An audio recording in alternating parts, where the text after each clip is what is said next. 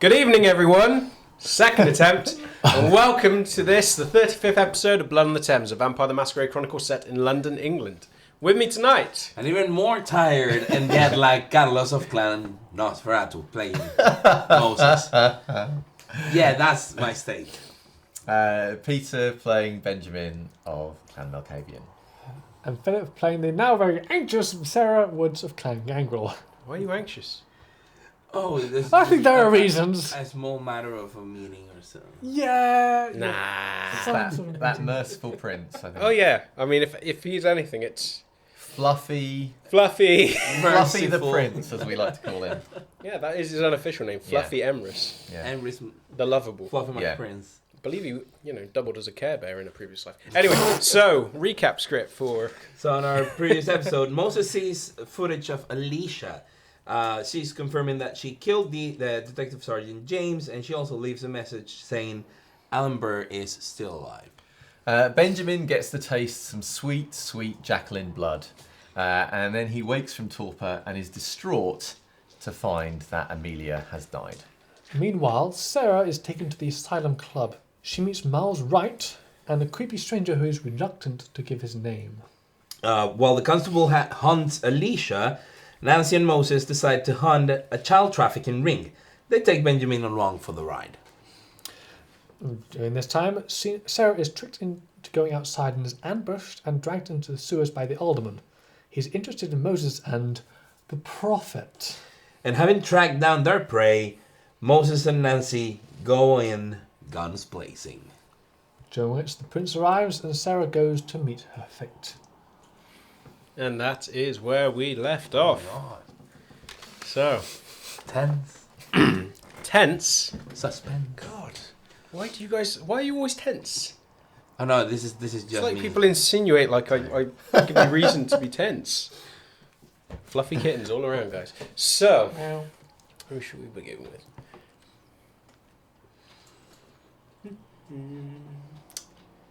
Sarah. I make you wait normally, so we'll go with you first. The nightclub is still in full swing.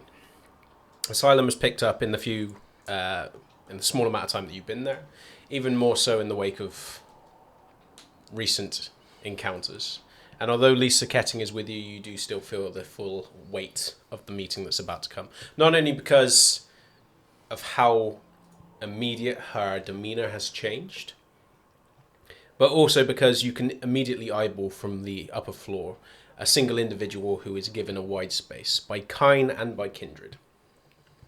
And this individual with his short cut hair, white top, black trousers, is walking very much alone, very much unhurried towards one of the side rooms on the side. And you can see Mr. Wright, the individual that you had spotted before, leading the way over there. And as he opens the side door, he steps aside and inclines his head just enough that you pick up on it as a sign of difference, but not so deeply that it'd be considered, weird to just be bowing to somebody to let them into the room. And he marches past and goes straight in. And then Lisa Ketting immediately turns to you, nods, and then starts making her way down the stairs. I follow. Okay. So, you head down the stairs. And people are still jostling back and forwards. The music has now changed. The band has now started up a new set. The music is deafening, but it is energetic. And you alone seem to have been on a low level of energy since you've come in. Even Lisa seems to have dropped a few octaves in the case of his arrival. And she marches with you towards the back door. And then she knocks twice on it. You don't hear a response, but she seems to pick up on one and then opens the door and then steps through. She looks to you, does this, and then walks in. I follow. Okay. The back room is exactly as it was left before, save the fact that the chair that was previously occupied by Mr. Wright is now occupied by this individual. Mr. Wright is now in the corner of the room, back towards the end, where you guys originally sat. And he looks expectantly as you walk into the room and says nothing. Lisa immediately moves over towards the front of the desk, bows and keeps eye contact with the individual behind it. She then looks pointedly at you, And I do the same. and the individual behind the desk just observes you. Says nothing. And his expression is impassive. And then she moves towards the chair but doesn't sit down. Keeping with Okay. Lisa.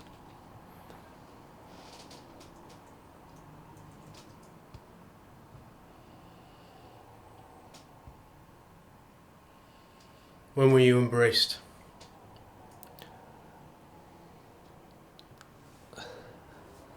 Last night.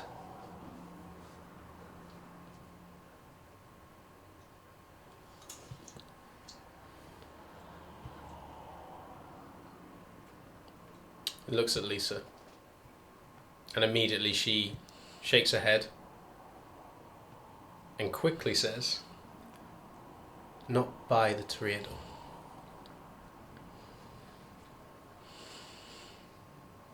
And as he looks back to you, he considers you for a long moment and then leans forward on the desk. And then just as he's about to open his mouth, immediately, right at the back of the room, gets up, moves towards the door. And when this happens, the prince falls silent, still staring at you, observing you. But he doesn't continue. And then an individual walks in, a dark-skinned individual, bald head, has a long earring down on one side, and he leans in and just whispers something to the prince. And the prince finally looks at him and then hands out a hand and takes a note, which he uncoils.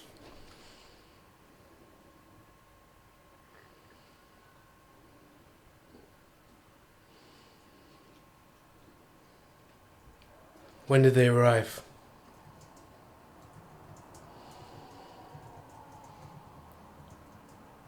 No answer's given. And he stands up.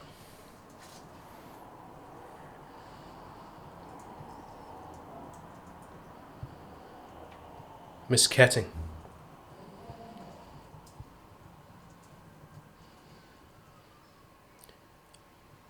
I'll leave the determination of her fate to you. Execute her if you wish. Exile, I don't care. If she remains, you're responsible. And he moves towards the door, and he immediately sweeps out of it. The other individual that handed his note immediately goes to follow, and Mr. Wright moves after him and steps out with him and closes the door. Lisa, who looks openly perplexed, becomes very still.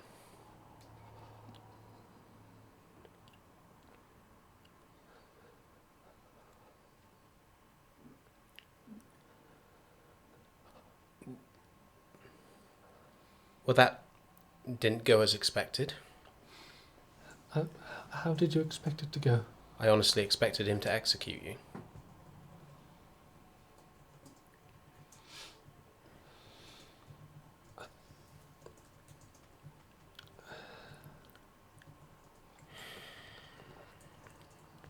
Is that your plan then?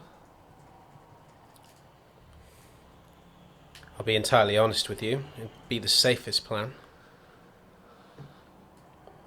But I don't like to fashion myself as an executor.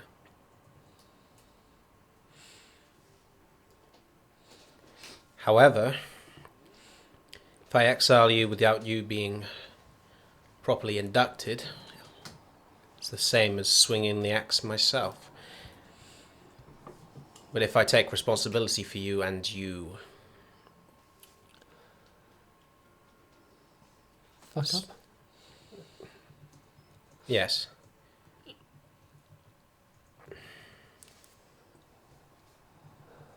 Your mistakes become my mistakes.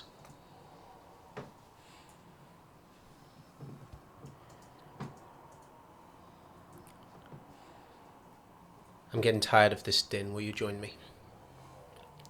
She gets up and starts making towards the door. And even though she phrases it as a question, it's clear from her tone that it's not a question. And she makes towards the door, opens it, and steps out amongst the crowd. She leaves the task of keeping up to you and makes towards the door and steps out. It's begun to rain lightly outside, but she steps out into it, turns up her collar and immediately starts walking down the road, her hands deep in her pockets. And although her eyes are out observing people that are going past, cars going past, shadows that she's going by, although she looks very much alert, you can tell from the brief time that you've spent in her company that she is very much inward focused at this point. She's very much considering what's just happened. Clearly she was not expecting it. And you get the feeling that the weight of the decision that she's now had laid at her feet is a considerable one. And although she's been honest to you why it's a considerable one, you get the feeling that you don't quite grasp why. But she continues walking with you. And then, after a while, she turns into a very small-sized park. One of those stunted ones which breaks up streets.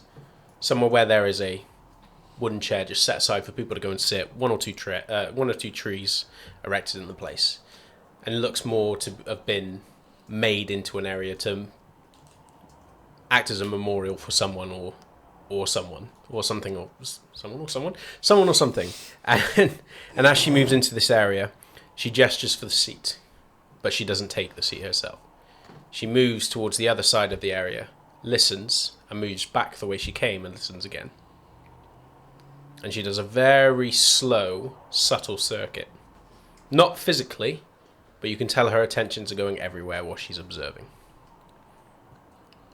And it's only once she has been very thorough does she finally move over towards the chair and sit down next to you.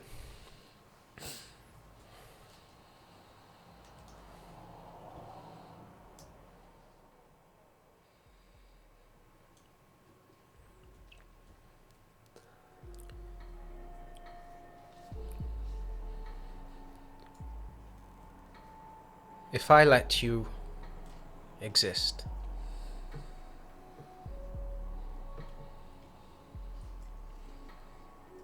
you must understand that is not necessarily a mercy.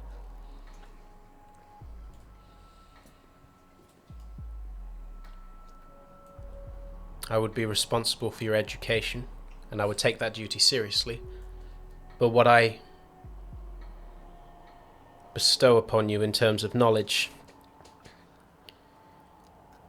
might make you think that I am doing you a considerable evil.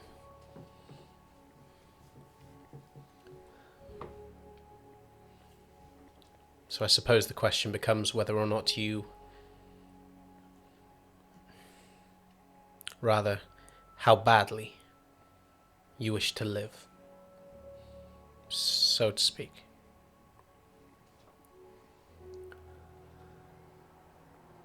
Well, I wish to live at least long enough to apologize to my brother. You don't understand. The decision, once it's made, is immediate in effect. This isn't a momentary reprieve. If you are here, you are here for good. And if you are here for good, your actions reflect on me. And if you do not wish to brave it, then you forfeit any right to the blood immediately. There's no couple of days. It's a difficult decision, but I need an answer. Now? Yes, now. Possibly even before we had left the club, but I'm not a fan of the music.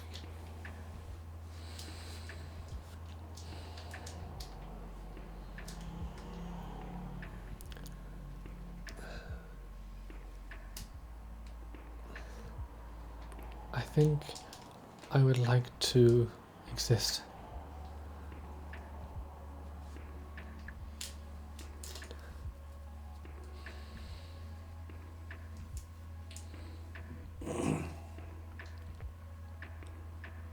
When I ask something of you, when I direct you to do something, you must obey immediately and without question.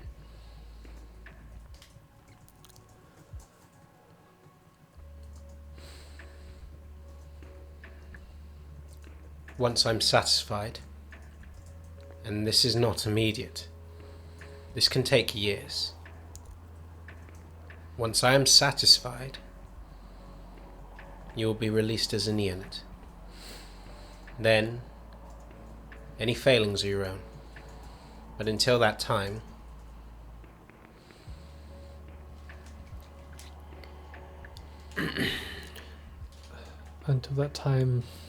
I belong to you? no.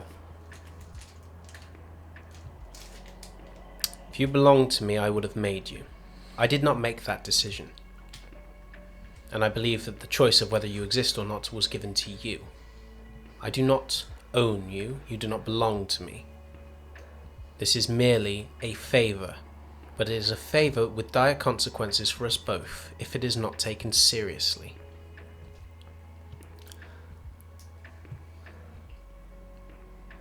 But I expect you to remember the risk I take now. And I hope you have a long memory, because I certainly do.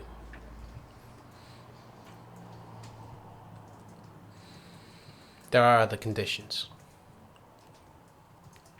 Unless asked by someone to whom it would be extremely unwise to lie, you do not mention the name of your sire to anyone. You do not mention your brother to anyone. And your surname will change immediately. He has given me the right to make the decision whether you exist or not. But if he believes for an instance that my letting you live is a slight in any way on him,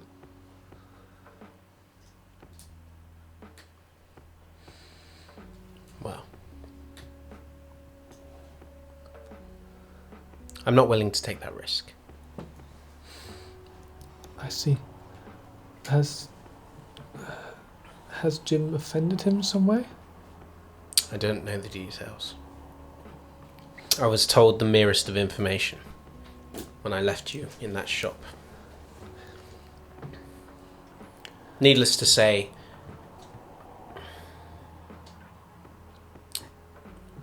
there's a reason I believe he would have had you executed. Don't ask for details because I don't have them. So who are you?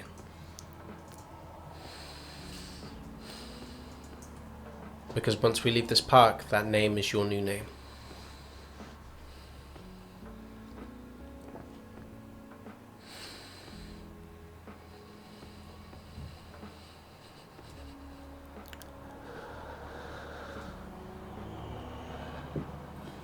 Is it just my surname you want me to change, or...? I care not for your first name. There are hundreds of Sarahs in the city. More than that. It's your surname that will get you vilified.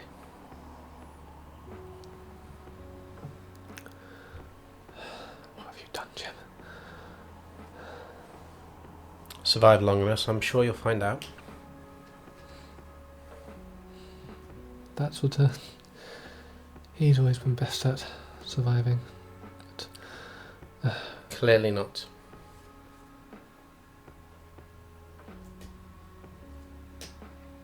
Choose your name.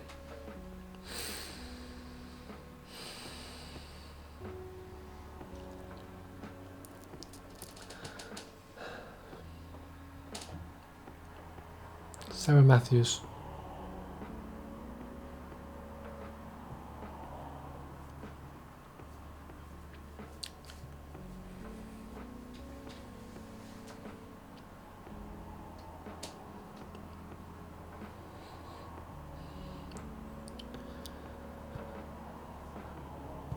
Sarah Matthews it is.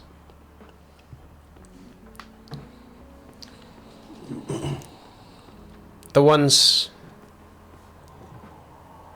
who found you friends of Jim's or associates. Do you know them beyond any immediate? I only remember one who was. The only way to describe it is ugly, and I think you said it was Nosferatu? Moses. Yes. He said.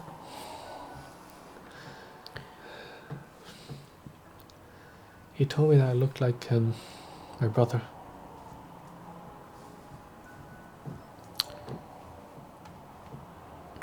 Well, this will be an interesting association. He works for the constable. It's the constable's duty to carry out the prince's law. And from what I understand by law, your existence should be fleeting. But he has given me the choice of whether you live or not. So, we will make contact with your kin's coterie and make it clear that, for now,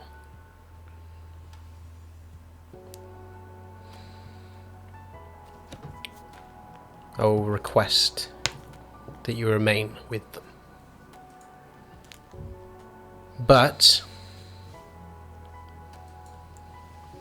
understand this, it is not their responsibility to train you. It is not their responsibility to look after you. That falls with me.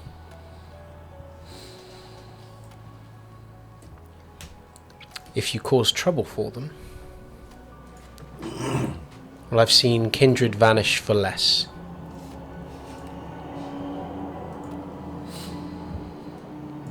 Do you understand? I think I do. I don't need you to think. Do you understand? Yes. Okay.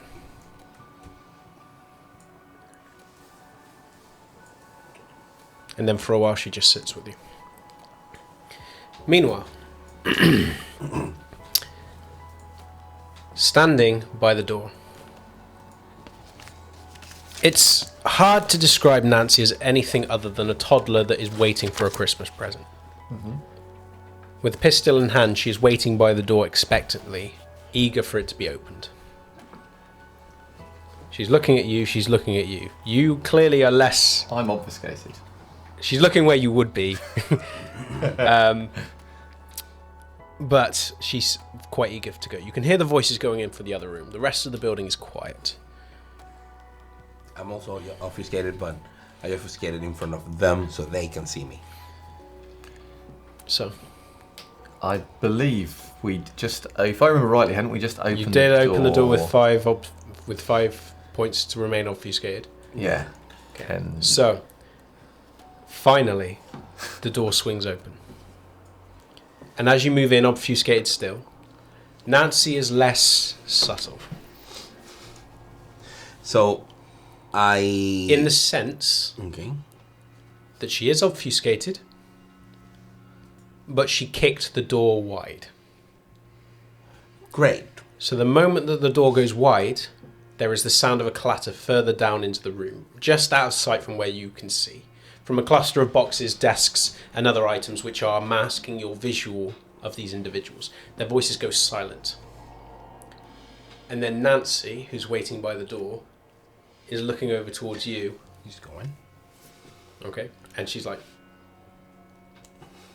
And as you go around the corner, you can see a number of individuals which are sat at a table, and they've immediately risen. They've knocked bits and pieces off the table, and they're looking from one another over towards the door. And they're not saying anything. And you can see 5 men and 2 women. And then after a moment, one of the men picks up what looks to be a hole punch, and just steps closer towards the edge. He doesn't go past it. And it's quite clear from his mannerism. He's not going there with the intention of, I'll fuck him up. He's going there with, fuck. What's going on here? Hello? The women that are with them, do they look to be a part of the group? Roll intelligence plus insight. I rouse just want to make sure. And I have 1, 2, 3, 4 successes. Nothing. They are with them. Okay. It's clear from the familiar way that they're standing close to them, the way that they're discussing with each other, or even though now they've gone silent, it's clear from the way they're looking at each other. They're not looking as though they're looking at the introduction, the interruption, as being a possibility for escape or reprieve or whatever. They look as terrified as these individuals. Okay. And they're hanging back. Do I see anyone with weapons? Or... They have no weapons that you can see. Okay. However, one of them, after there's the initial kind of, fuck, who the fuck's here? And starts slowly trying to stow papers that were divvied across the tabletop back into what looks to be folders. Moving closer? Okay. What are you doing? Well, I think Benjamin is obviously in quite a lot of pain, discomfort, and also the beast is very close to the surface. And also, now he's obfuscated, there's that strange cooling sensation, if I remember. Yeah. I imagine he has gone very, very still, because he's remembering what Edmund talked to him originally about this stuff and that happening, and that sent his mind to other places.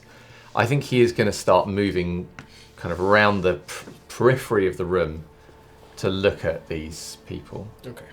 It's a very uncomfortable sensation. Not only do you feel like you're freezing from outside, or you're cool from outside, you feel like you're on fire from within. It's as though something is trying to physically scratch its way out through your insides. And it is the most uncomfortable, unpleasant sensation. And no matter how many times you've gone through it in your brief unlife, it never becomes familiar. It never becomes easier. Every time feels like brand new. And as you're maneuvering around, you're not seeing people so much as sustenance. You're seeing a means of alleviating the pain. You're seeing a means of making the burning stop. That tight grit in your gut ebb. But there is a very small part of you, a part that hasn't yet given up on your self-control, that is reminding you that the things you're hearing are voices. And these voices belong to people. But the voice is worryingly quiet. Meanwhile, Nancy is just remaining by the door, looking at you both as though to go.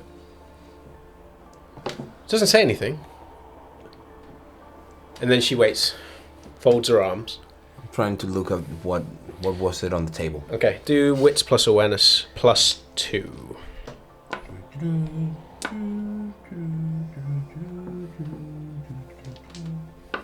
Rouse.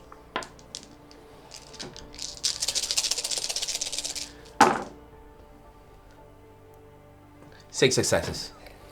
They are pictures of children, along with details, notes on family, as well as schedules. Fury Frenzy. Okay.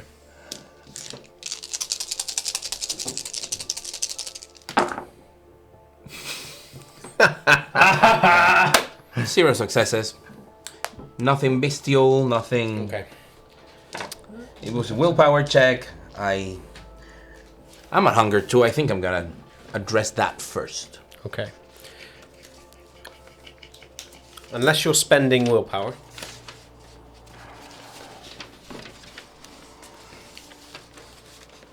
Your vision goes red.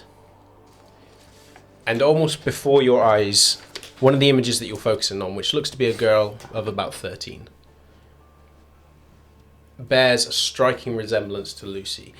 There is a sentient part of you which knows that is not Lucy. It can't be Lucy. But to the beast, an excuse is an excuse. I hold on to one of my convictions. The guilty side will be punished. So I just go to the one who is at the back. So everybody should be looking at the door at this time, or shuffling You around. can spend papers. willpower if you want. I will, so I can attack that one first. Okay. The briefest of moments, through sheer force of willpower, do you manage to maneuver yourself into a position. As though you are holding onto a leash, a near breaking leash on a very strong creature. You know it's going to slip out of your control. And then, just as the individual begins coming around the corner with the hole punch, and he turns and looks towards the door, he looks back around, confused, towards the others, and then his eyes go wide as you suddenly appear behind the largest individual. The moment he sees you, he screams loudly, and it echoes throughout the building, carries down the stairs. Everybody immediately turns between him screaming and you materializing. And the moment that you grab this individual and bite and wrench, and you can certainly hear, muscle and bone being ripped from the sheer force of his biting, as he is no longer in control, and that's clear he is no longer in control. Mm-hmm. Moses is not this aggressive with his feeding. You've seen him feed. This is savage. And the moment you witness it, I need a hunger frenzy from you. Oh, yeah. So it's going to be Fury Frenzy, Hunger Frenzy, Just add a dice. and Nancy, because she's not going to Fear Frenzy. Oh, yeah. Oh, yeah. Yeah, Hell yeah. Crit win 7? Well, yeah, 4, 5, 6, 7 successes. Yes. Okay. Yeah, that worked. If you needed an excuse as to why the beast has to be restrained, it's in front of you.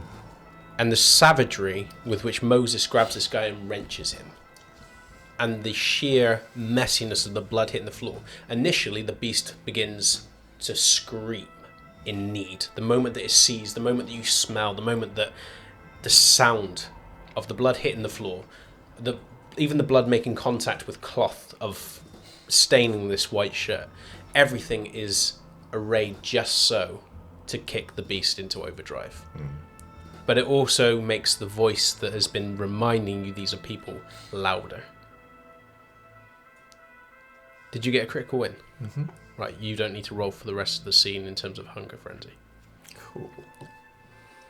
And if anything, for the first time in a long while, you feel sick witnessing this. Okay. The individual that's closest with the paperweight, I keep saying paperweight, with the hole punch, immediately bolts towards the door. And just as he reaches it,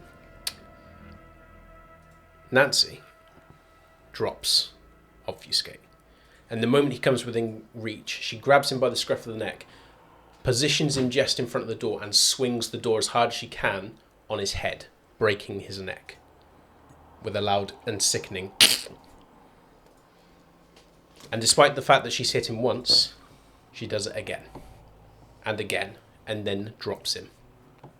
Kicks his head out of the way of the door, shuts it, and then just turns and watches. So how many people are there in the room? There is a total Now, of 7. One, 6. yeah, well, Well, 5 5. now. Okay. One of the guys has just had his neck broken. Moses is eating his way through another of the guys. Mm-hmm. The other ones are terrified.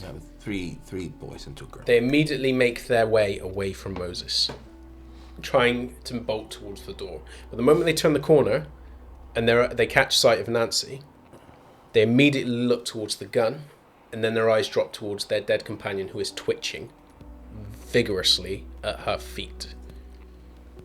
And then as they look at her, she opens her mouth very wide and lets her fangs just descend.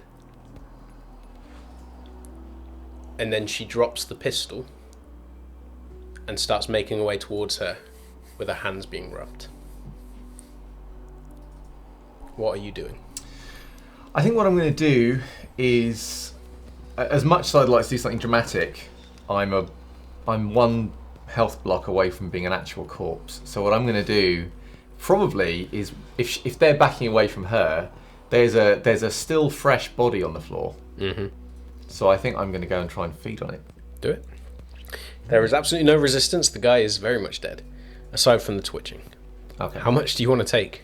I mean, he had his neck broken. He's not lost any blood. I mean, beyond the natural. I will. I don't know how much I can take before I stop getting sustenance from him if he's just died. Given the fact he has just died and he hasn't been, shot with a gun or stabbed, and he hasn't lost any blood, I'm happy to say at this point he's pretty much full. Okay. Well, in that case, I'll take 3. Okay. You don't need to roll for frenzy because you got critical win before. So you begin taking the blood, and it is still extremely fresh, and immediately that pain begins to ebb slightly. Save for the pain caused by the beast incessantly trying to break free. It wants control. It doesn't want you to have this sustenance. It wants it. And you feel that with every draw of blood. But the absolute ecstasy of drinking overweighs it. And before long, as your eyes flutter and you draw and lift him, rocking backwards and forwards as you take another pull and another pull, your hunger begins to very slowly go. So now you're back to hunger 1. Yeah.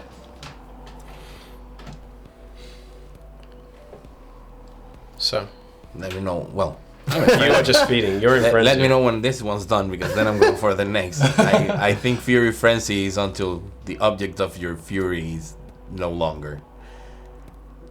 So poor objects of my frenzy are. Are you going to make any attempts to try and drop your frenzy? I will try, but I think you have to I think it has to be a couple of turns first. Yeah. I mean, you need to start burning through willpower to get out, if that's your... You're not going to be able to stop the frenzy, No. But you can start burning through willpower to leave. The problem is I have no willpower Then left. you ain't going anywhere. So unless you have any intention of trying to jump in and save any of these individuals... I mean, I'm barely in a state to save myself, let alone. I've just given you the option before I continue. No, if Moses is frenzying and I'm in this current state, Benjamin is just going to stay out of the way. Okay. So there is still blood in the system of this individual. You've not drained him fully. No, that's good, and I'll clean the. You clean the evidence, and then you sit back and you just observe. And although Nancy is not in frenzy, she is almost as brutal as Moses in how she dispatches these individuals. She has enough self-control to make it look, not like a vampiric feeding. She's not ripping limbs off. But she is venting. And it's clear that she's venting. Because when she takes down one of these individuals, and she does take them down, she doesn't just deliver a killing blow. She makes it as quick but painful as she can. But then as soon as they're down, she moves on to the next. And Moses, although he is in frenzy, although he is clamoring to get at every single one of these, the beast doesn't understand why. It just knows that this is a suitable excuse for it. And you don't, there's no rhyme or reason. The beast now has you. The beast is egging you on with nonsensical reasoning other than these people deserve it. Yeah. And you move on to the second one. This one, a woman. And she screams as you leap on her. But as you throw her across the table, you descend upon her and then you just start biting whatever you can reach. And you don't stop in one place. You bite where you can. But by the time you've finished and your frenzy slowly ebbs, the others are already dead. And not a single gunshot has been traded. But by the end of it, all 7 individuals lie dead in different places in the room, in different states, but they are dead. What was your convictions? The guilty shall be punished. Yep. Protect the children from harm. Or in that case, you'll take 1 stain. What was yours? Probably irrelevant. Good people are rare and need to be protected. And the other one is Pursuit of artistic truth is the greatest endeavour. So you'll take 2. You weren't directly involved. You know, you were feeding off it, but you also didn't stop them. And it doesn't matter if you're in a state 2 or not, that there's guilt there. Okay. Yeah. So. Do I recover my aggravated willpower damage Yes. for my ambition against the 1, yeah. Yeah, I had 1. Yeah, you'll recover 1 because of your ambition. Okay. You've had that one for a while, haven't you? Sorry? You've had that one for a while, I think. Oh no, this is the aggravated willpower damage I took when Vehement was looking for them in Torp, where it was like, Yep, fair enough. So. I'm no longer incapacitated in willpower again because I recovered the willpower and stuff. Oh, did we recover willpower for the session? You did, yes. I As long as assumed- it was not aggravated. Yeah, I had assumed that we were not going to recover willpower during the fight scene. The fight Like- scene technically hadn't started, so yeah. So okay, so I'm good with willpower. Yeah, as long as it's not aggravated, you recovered it. Cool. So Now I have willpower. Yeah. Oddly enough. we'll cut straight back to you. Oh, all that tasty human. Yeah. We'll cut straight Hunger back to you. 0, I assume, right? Yeah. And you are Hunger 0 as well if you drained him beyond. I'm assuming. No, I yeah. didn't. Okay. Because I was in control. Yeah, so- because. Okay. Otherwise, assuming I'd have extra stains. Yes, because you'd be killing them. Even Yeah. though he's dying, Yeah. you'd be. Yeah. So. You have left in the company of Lisa. And she climbs onto a bus with you. And for the vast majority of the time just rides. And she observes the city and she says little to you. She gives small talk, just so that people aren't like, oh, someone's had a bit of a hissy, you know. Because there is an uncomfortable air between you. But she is still making small talk. And when she does so, it's familiar in a way that is both comforting and uncomfortable. Especially given the events of the night, it's a stark reminder of normality that you don't have anymore. And then finally, after you've stepped off the bus at the bus station, the place is near empty. There's hardly anyone around. The bus driver who steps off the bus locks up the bus and steps away, pulls out a cigarette and just ascends the stairs and steps away, leaving you two alone. Until I've had a chance to speak to your brother's former coterie, you may remain at my haven. Given the nature of the business that goes on, being in the position I'm in, I'd rather you be in their custody whilst not undergoing my lessons for our mutual safety. But for tonight,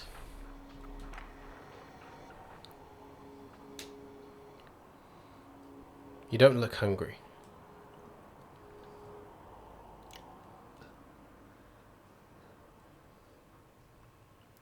I'm guessing that when I get hungrier, those will be Oh, you will know. a little peckish, snackish. But you said earlier that that's normal. That's okay. Have you ever had an addiction? Have you ever seen anyone with an addiction? I've encountered a couple. If I might ask, what were they addicted to? I think one was on heroin. Did you see them at their worst? No. I do not think But you so. would have heard tales. Yes. That is blissfully easy compared to what we go through. And I am speaking from experience.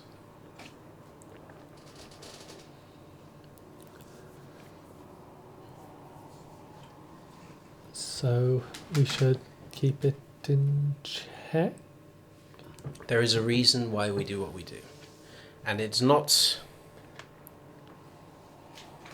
at least for some of us, it is not merely because we don't wish to enter torpor. I will explain, but most of us remember the instances where we failed to keep control. A lot of people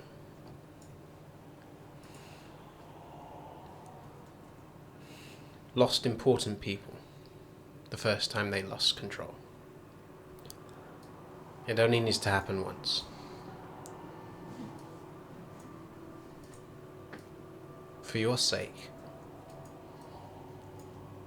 when you know how, feed often and feed responsibly.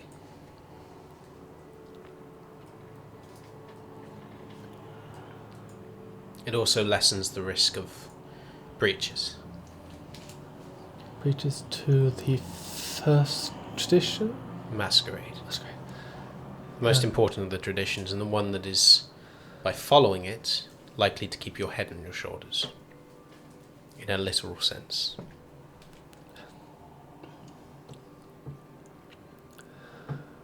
Okay. She hands you a slip of paper. This is my address. Memorize it, burn it. It's an unlisted number. When you are there, do not touch the dog. May I ask why? Because it will eviscerate you. I'm not joking. Ghouls grow more powerful with age. Do not touch the dog. Okay. It will let you in, it will not let you leave. Okay. And then you'll wait for my return. Is there anything you would like me to do there whilst I'm waiting? No, just make sure you're back before sunrise. You'll get a general gist of how far that is off. Allow yourself enough time to get there.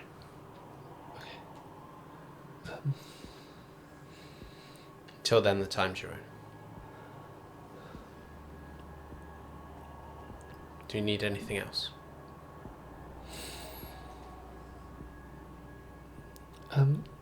Should we trade numbers now, or do you want to do that later? Takes out another bit of paper and takes out a ball pen and just clicks, writes, and hands it over. Only for emergencies. Again, memorize it, burn it. No.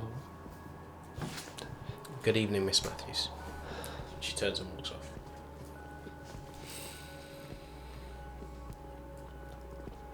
I'm going to focus on doing bits of paper, memorising both. I'm going to get time doing that. Then off to find somewhere to burn them, because Aaron does not carry a lighter. For the best. When you come back to yourselves, you more than you, because you hadn't lost control. You were on the edge until witnessing the feeding. But by the time you finished feeding and by the time you witnessed this feed, and you've seen the aftermath, you are fully in control. Your beast is muffled, muzzled, kept low. And when you reawaken, you are coated in the sticky iron ichor. And your already substantial jaw is cut wider from where your mouth forced itself wide enough to bite what you could reach. It's not enough that you can't speak, and it's not enough to cause you any impediment, but it's like having a paper cut, considerable paper cut in the edges of your mouth. You feel it. And Nancy, who has gorged herself, is picking up one of the phones from these individuals and she's sat with her feet perched up on one of the chairs, amidst the chaos, and just going through their phone. I clean my hands on one of them. Start looking for anything that resembles a laptop connection or whatever. If there's nothing of the sort, like for digital or cameras, if they have like a surveillance system. I look first for technology-wise things: computer surveillance, cameras, camcorders, recorders, even the early cameras that could have like a diskette or something for record anything. And from there I go to the papers on the table. Wits plus investigation.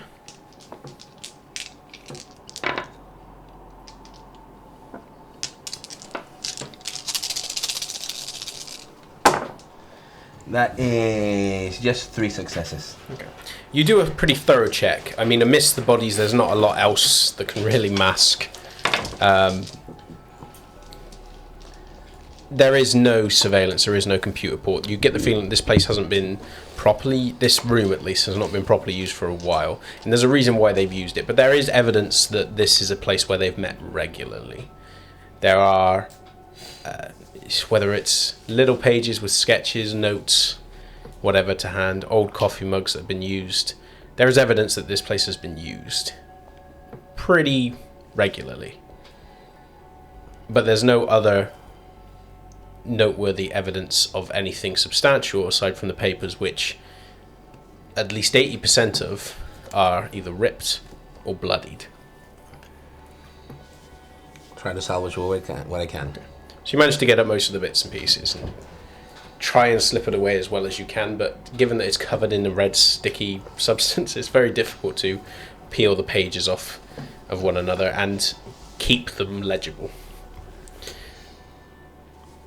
So you manage, that's what you're focusing on. Yeah, as many of the records as I can. So when it seems clear he's not in frenzy anymore, because I've probably been somewhere at the back of the room with my back to the wall, I will push my jaw back into position and I'll move over to Moses.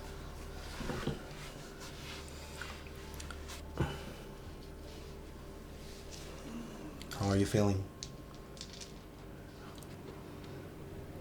A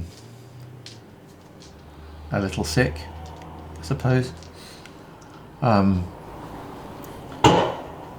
Do you have a plan for dealing with the bodies? Or do you need help? I got that. I got someone that owes me a favor. A few favors. I mean, like, a lot of favors. You So don't worry about that. If Edmund was alive, he would want me to paint you. Like one of your French girls. No. I'll just point at the room, the kind of the bodies and the carnage. Like that, you doing that. Oh, sick.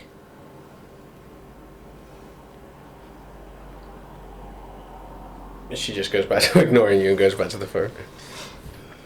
Sorry I put you through this, Benjamin. You say that you're feeling sick, and I understand. But this, and I show him one of them best, one of the folders in best shape. But this should make you even more sick. Is it evident what it is when I look at it? You told me who they were. I know they deserve to be stopped. I'm not judging you, Moses. I'm not judging anyone. Not anymore. But I still feel sick. Are you hurt more than? No, not more. Not more. You? No. I just want to make sure that none of this kids is ever hurt. Can I help? Get as much information as you can of the kids they have. It's worth noting that these aren't the kids they have. I mean, the information they have on those kids. By looking through them, it's clear that they're... This is casing. This is files for them. So my intention is to get as many details. This is actually what I'm going to tell Nancy and Benjamin. What I want to do is get as many of these cases, even if it's the name and basic stuff, as much as I can, so I can put some sort of feelers out there for all these kids. Find them myself first, and then have an idea of what they're gonna do. If these guys have these files, there's nothing to tell us that there's not a copy in the hands of somebody else. That's how they operate. They move around and pass information. I'll look at Nancy and say, is this all of them in this group? 1, 2, 3. The other part of 3. Yeah. Yeah, that's all of them.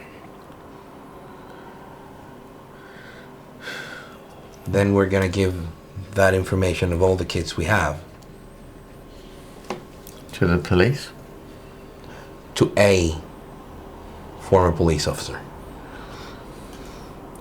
He's been trying to get London police to put together a human trafficking investigation unit, and slavery, child trafficking. It is a concern of his. That sounds good. The police should know. Well, he has been having a lot of people put in roadblocks. So if he can himself get him and his team to survey these kids, to put surveillance on these kids, and maybe protect them while stopping the rest. Is there anything I can do to help now, Moses? Yeah.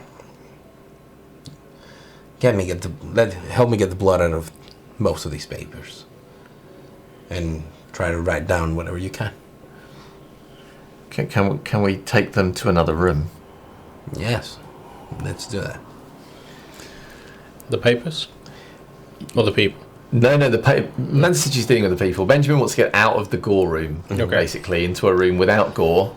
And then I can come to this room, find whatever pieces I can, take them to Benjamin, and he can be, I don't know, with some other sheets of paper, either writing down what he can or cleaning some of the blood so we can recover something. So I'll be in collection, he will be in recovery. I think blotting papers sounds in Benjamin's wheelhouse, and picking out bits of information from a thing, that seems like something he can have a go at. So I'll try and help in that way. Cool. Then one of you, whoever wants to lead it, resolve plus investigation. Ooh, you want me to lead it? And then with teamwork. You have a specialty, I think, applies in this case. Oh, I do actually, yeah. And I help you. With your dice are 1, 2, 3, cool, mice are numbered. Okay. Oh, yeah, so I get an extra dice, yeah? Yeah. Okay. 4 successes. Willpower. No. Willpower. Make it a critical win. Go on. You have It's just like peer pressure. You have exactly What do you want to 3 do? dice that are not. Oh, go on then. For God's sake. Things I do. He's literally there as you're doing it, going like, faster, better. I imagine that the sort of the intensity of.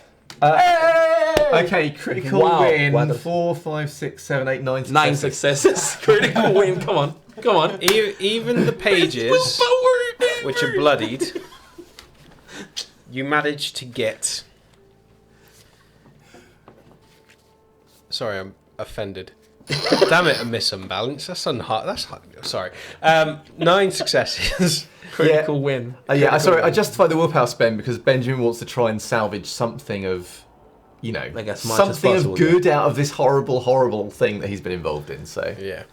So, you do manage to pretty much salvage every single page, even the ones that are ripped.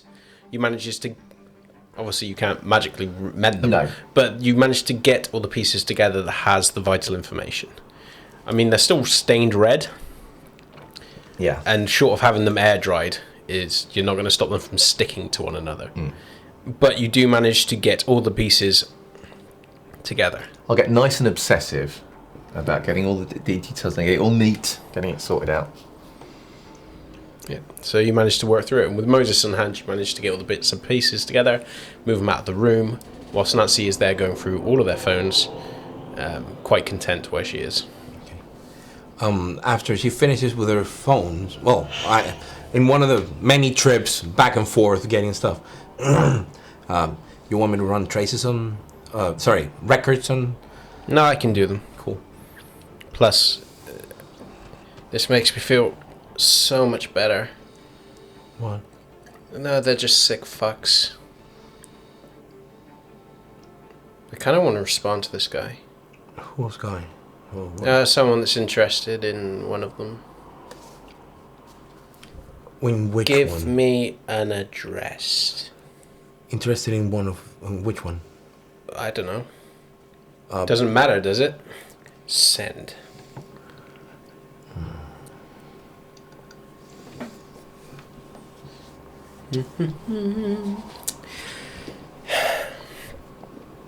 So, feel better?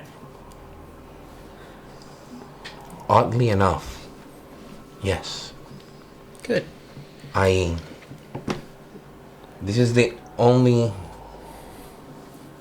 this is the first night in a long, long time in which the tables have turned. Because It's good to vent. It's not the venting. It's not like you guys on a rant. This is different. I have been making a lot of effort in do the best I can to avoid bad things happening to me or mine. And it doesn't work. It always is awful. And tonight, I let the beast loose. And I know I should feel awful for this. And I know... Why? Speaking of someone that's been on the receiving end of this shit, why?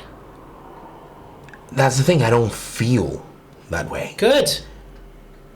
And I don't know if I should. I mean, yeah, granted, they were human and they could have been put They're not into human. jail, but... No, Yeah, another part of me says they are monsters. they are. And it even felt vindicating. It felt like we were vanquishing the demons, getting rid of the sinners. Call it how you will. And that's why I'm saying, oddly enough, a part of me tells me that I should not feel great. Another one, I don't know where I stand right now, but I don't feel... If there's anyone that deserves the kind of shit that exists down there, it's these fuckers. And I'm more than happy to give him a hand sending them down there. Every single one. That is exactly it. Then what's there to feel bad about? I mean, let's face it, if we're going to, if we've stood on his toes, their toes, her toes, then we're gonna get punished. Yeah, but hell, there has to be a hell. There has to be a place in which these fuckers actually pay for what they did. And just in case there's not, I like to make sure that they pay before they leave. Like this guy.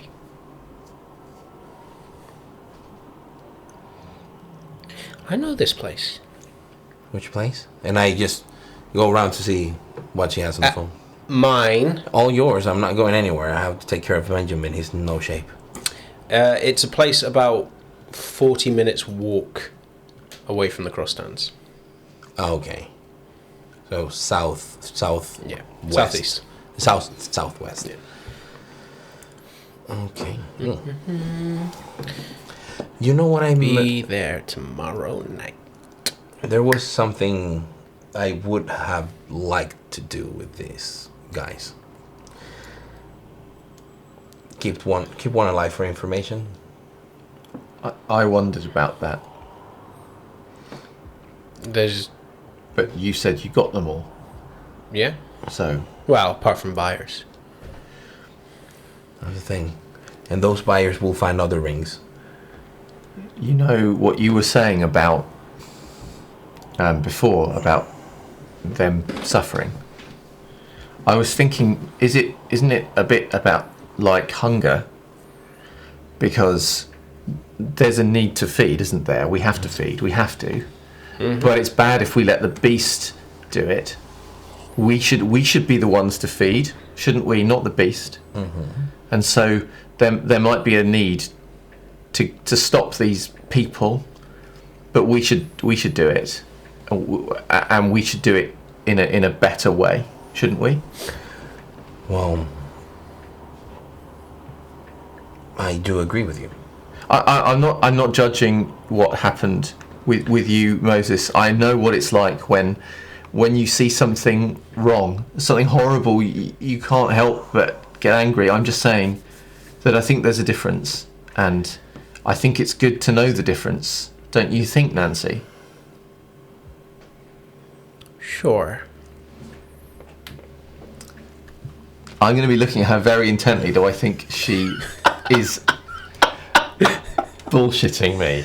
Make your roll. So is that an insight and Wits plus insight. Wits. No, intelligence plus insight. intelligence plus insight? Mm-hmm.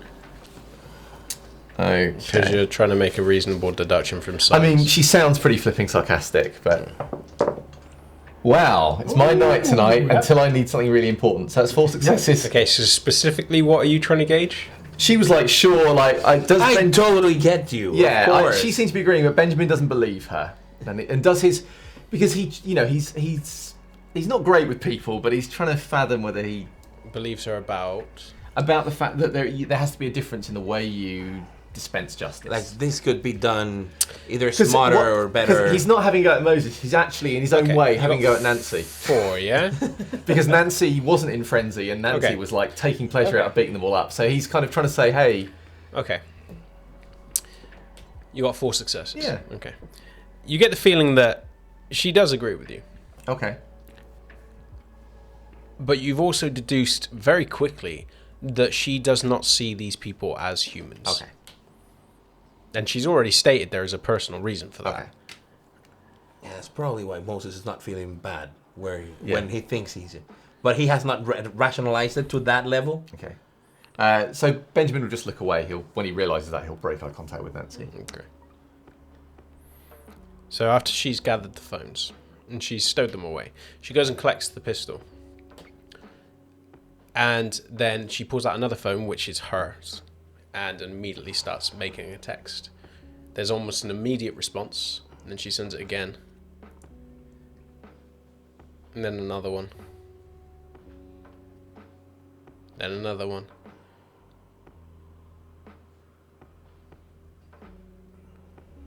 SP says hi. SP. Pearl. Oh.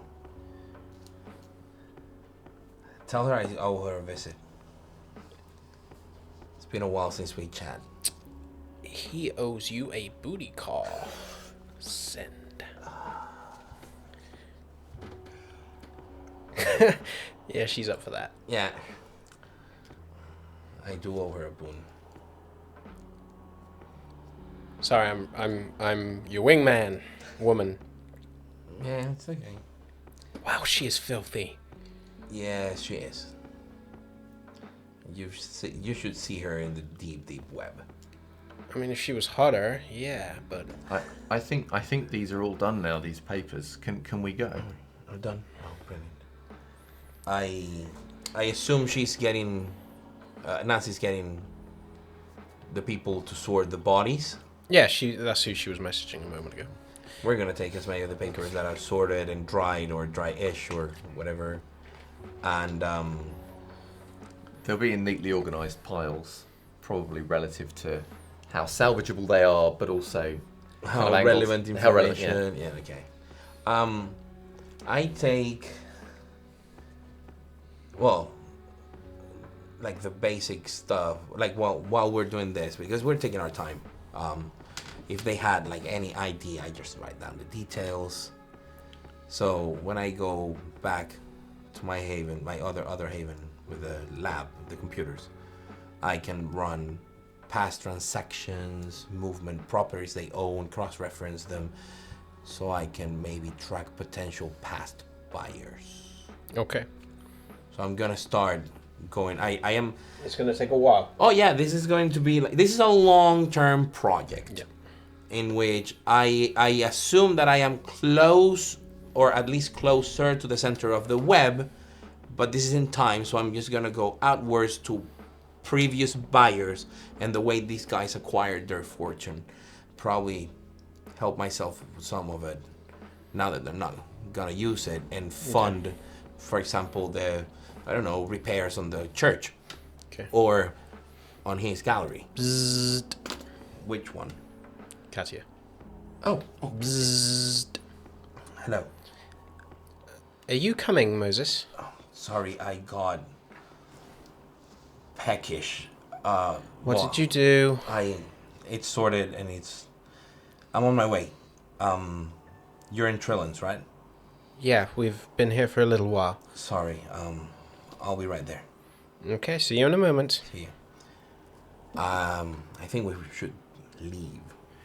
I need someone to take me somewhere. I can't be seen like this. Yes, I know.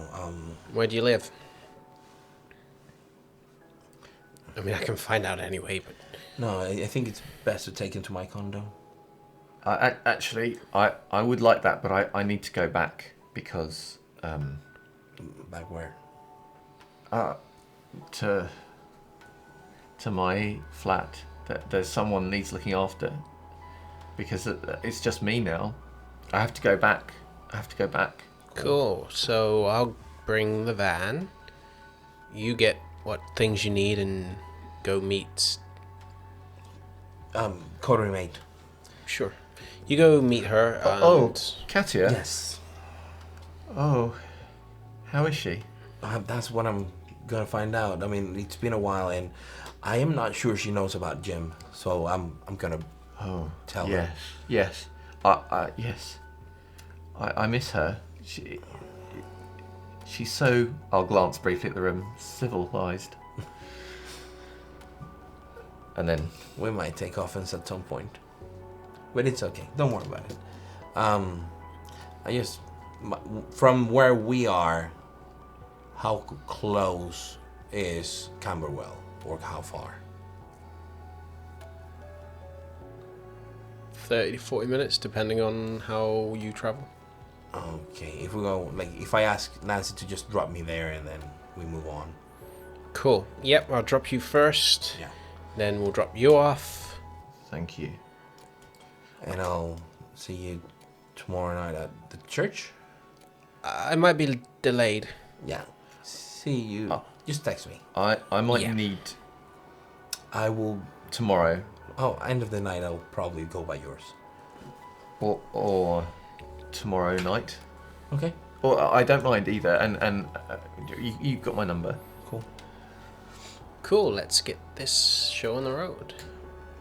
And we grab all those papers and put So- them on the van. Yeah, so with all the bits and pieces in tow, and after she comes out, she shuts the door, and then she twists the handle to buckle it, so it can't be opened. It just looks like it's wrenched and been stuck. It's not like, clearly supernatural, but it's been wrenched to put it into position, and then she leads the way back down, whistling contentedly to herself.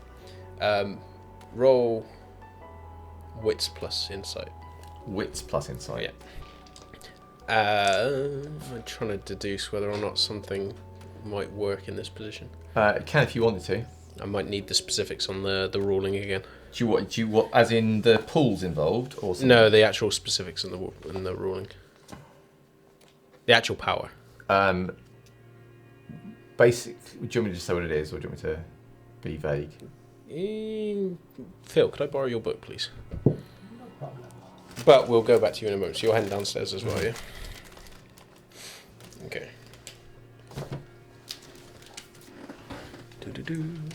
I am just rules checking. So you're heading back down towards the van. The van is pretty much where it was left.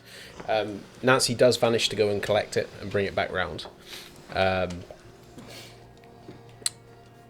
So is there anything other specifically you want to do before you leave? Yeah, make sure that I'm not dripping blood when I go meet Katya. Okay. Yeah, So isn't he covered in gore? he's covered in gore, yeah. Well, I've tried to get some of it off say- of me. I'll say. You were in frenzy. I'll say, you're a bit more than a pat down. You're going to need to change. Or look, yeah. I'll change later. Before you go and meet him.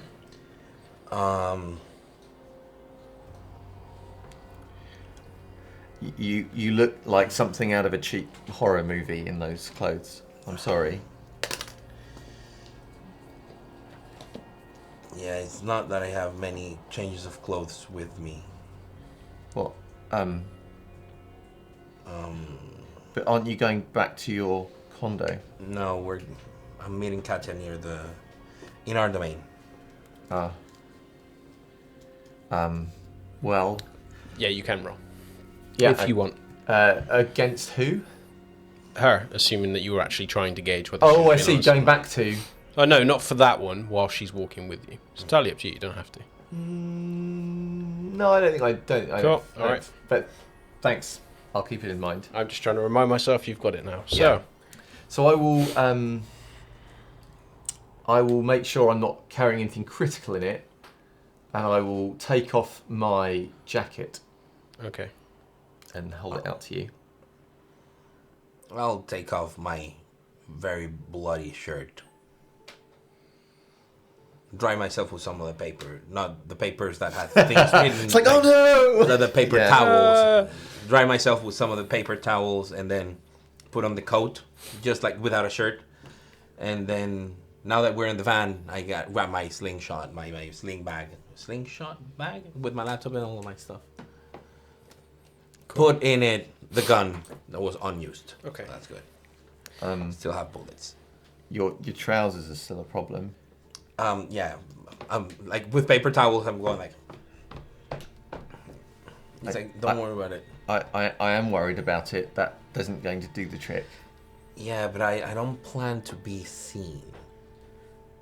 Oh, okay. And if I'm seen, I'm not going to be seen like this. Oh, all right. So Cool.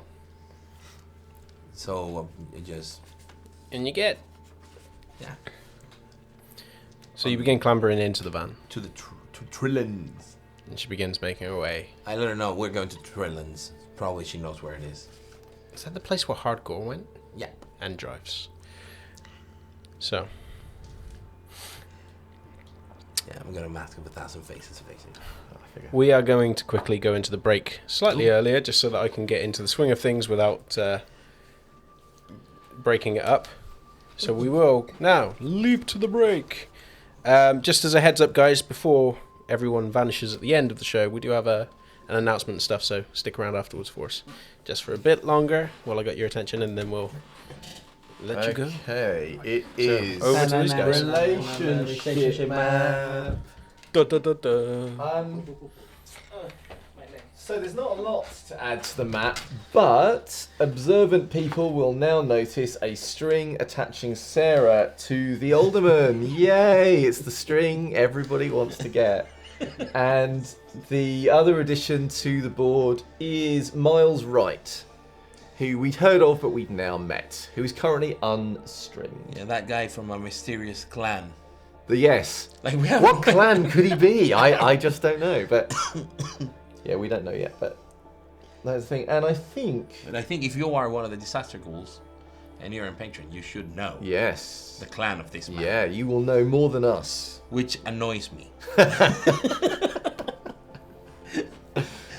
guy? So, Sorry? Which one? Miles Wright. Miles Wright. Ah. So, luckily, Phil has returned because I believe Phil has something to say. Yeah. And when he's done, we are going to be turning our attention to Dylan to see if there are any questions. There's a subtle clue in case Dylan hadn't found questions yet. Well, I got one little thing that just randomly appeared in chat. JCVIM from LA by Night is in chat tonight. Ooh, hello. Thank Hi. you so much for joining us. Thank you very much. Yeah, that was a. I almost lost my composure there. Yeah, no frenzying in the. No, I think I quickly won that roll there.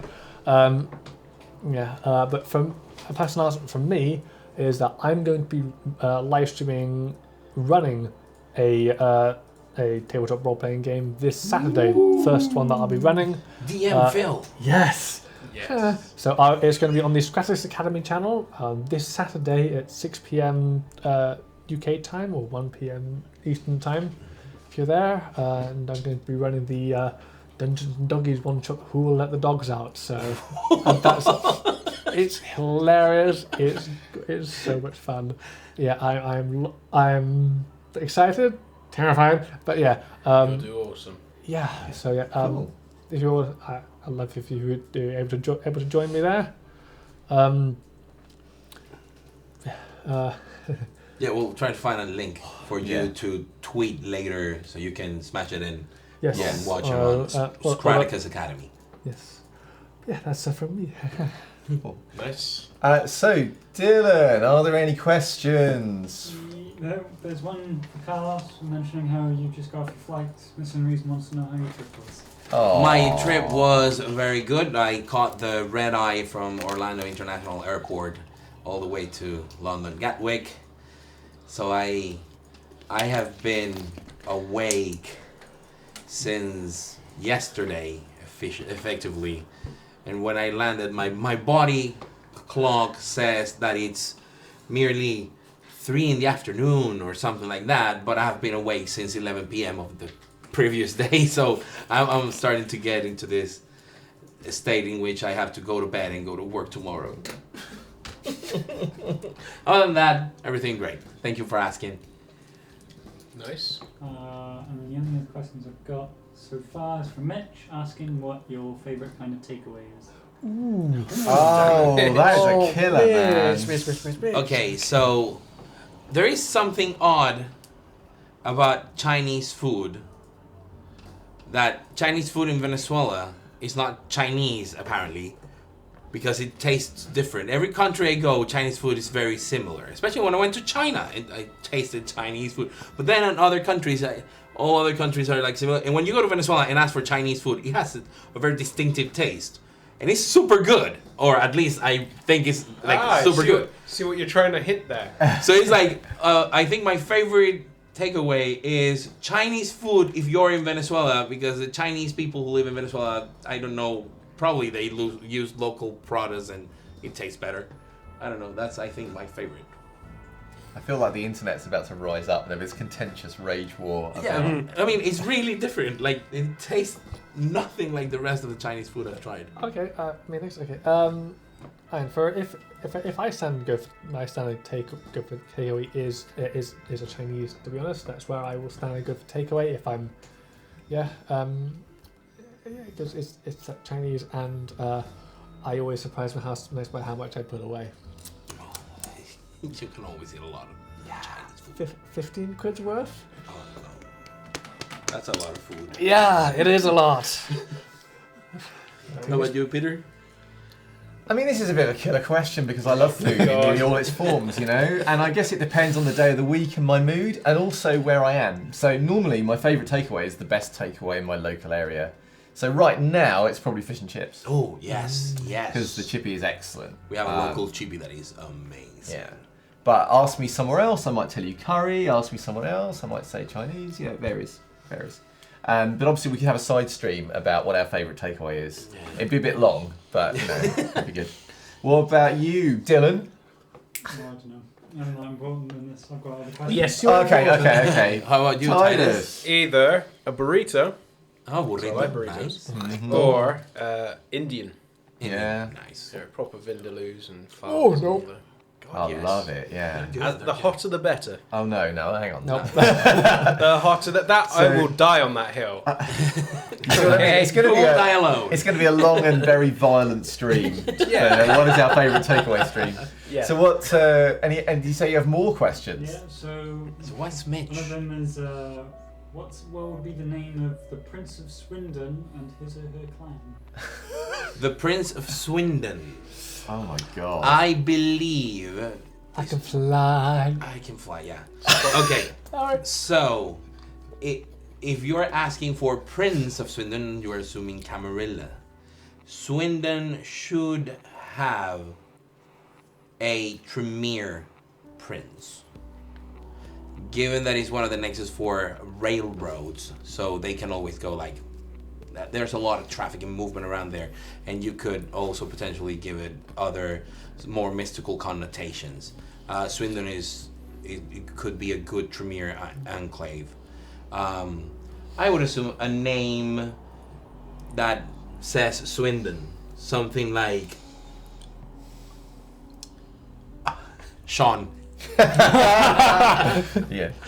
Yeah, I was thinking like a Lasombra called Graham or something. Yeah. Swanky Jake. Yeah, No relation. Yeah, I have no idea, but is he? Yes, this is a steak. We are just casually holding a steak. Yes, that is the speaking stage. This is the speaking Yeah. steak. I was going to say, please clarify for that. It's not just like... Yeah. This is the speaking steak. Wait to see the dragon. Oh. Yeah, so this was Sorry, I'm going to rip this out of your hand for a minute, just for the point. This brings order to our chat in the interval and is our equivalent of a talking stick, and was crafted by the wonderful Mitch, because he will do anything for bits. Yes, as he well, will you do. know, He- anything, and we encourage you to give him bits to do anything. Yeah. Because we need those bits. And Mitch loves doing anything, so go for it. Miracle Man 136. Yeah. Just Offer him in bits, case. he'll make you a didn't steak. This is like the equivalent of writing someone's number on a toilet. know. But in this case, we're going like, okay, miracle. Look at that craftsmanship. He can make entire tables and furniture. Yeah, I mean, look at it's beautiful. Beautiful, ergonomic. Yes, You know, and there's a nice little place to put your thumb. It's thumb really. holder. It's like I don't know if anyone ever played Star Wars with the kind of holdout blasters. Oh, yeah. But this reminds me of a holdout steak. It's like you can tuck it away in a jacket. It's not very long, but in a pinch, it can It's save a your life. version of Mr. Pointy. Sorry, any other questions? So last question, Mel Thames, is what would be the theme song of your character? Oh my god. For that, of course, I have to go. Jim or Sarah? Oh yeah, that's a good. I think you have to give for both. Or both. Don't forget, it's like 2001, so it's like, you know, it can't be anything that recent. Oh no. It has to be an old. Oh my god. I mean, think I know. Can we come back with the answers next week? Mentira by La Ley. So this is a Chilean band who has a song called Mentira, which means lie or lies. Very fitting for Moses, for all the lying, but it also has a very in Spanish it sounds beautiful. Probably when I translate it, it's gonna sound awful, but it says, "My heart beats for you inside of me, because my heart never left you." It's like having this, like having lies around people, but the true feelings never being lies, being true. So it has expect this that on my underlying. birthday card. Sorry, I expect that on my birthday card now, Carlos. it'll be there. Good, man. Yeah, it talks about the underlying love and trust that it being true over layers and layers of lies, which is kind of Moses-y. So the thing with I've got a Benjamin playlist which is sort of like 3 hours plus. Oh, but yes. trying to remember which songs come before, like, you know, around in 2001. So I'm going to go with I think it's "Every Breath You Take" by the Police. Ooh, the Stalker song. So that's Benjamin's one for now. There are loads of others, but I can't remember where they fall into the 2001 playlist. the winter of 2001. Yeah, that was when I was. Don't do the Don't math. do it, don't Don't do do it. the math. Don't do the math. 8. He was young. Yeah, I was wee. So yeah, yeah. So you're asking me what song would describe them, and Philip Black actually is not working in this frame. I'm afraid. I have no idea. Cool. That was That was the break. and that was the break. No other questions? Thank you for your questions, Thank you, everyone. guys. They are Thank you. treasured. Thank you. And you're back. Sweet. Carol. Do you know what? I was going to say hello to everyone, but Peter's ruined that for me now. Sorry, After man. last. Yeah. Sorry. Well, you say that, Peter, but No, I said. until you mend this break, that means I nothing. said it and I thought it was quite endearing, and then you reacted, and then I realised it wasn't. So I'm sorry, man. that's all I had. I Peter. know it was the one thing giving you hope. I'm sorry. That and Jaffa cakes. If this was a takeaway, it'd be an easy choice. Yeah, we're still open for sponsorship, Jaffa Cakes. Yes, please. Come on, McBiddies.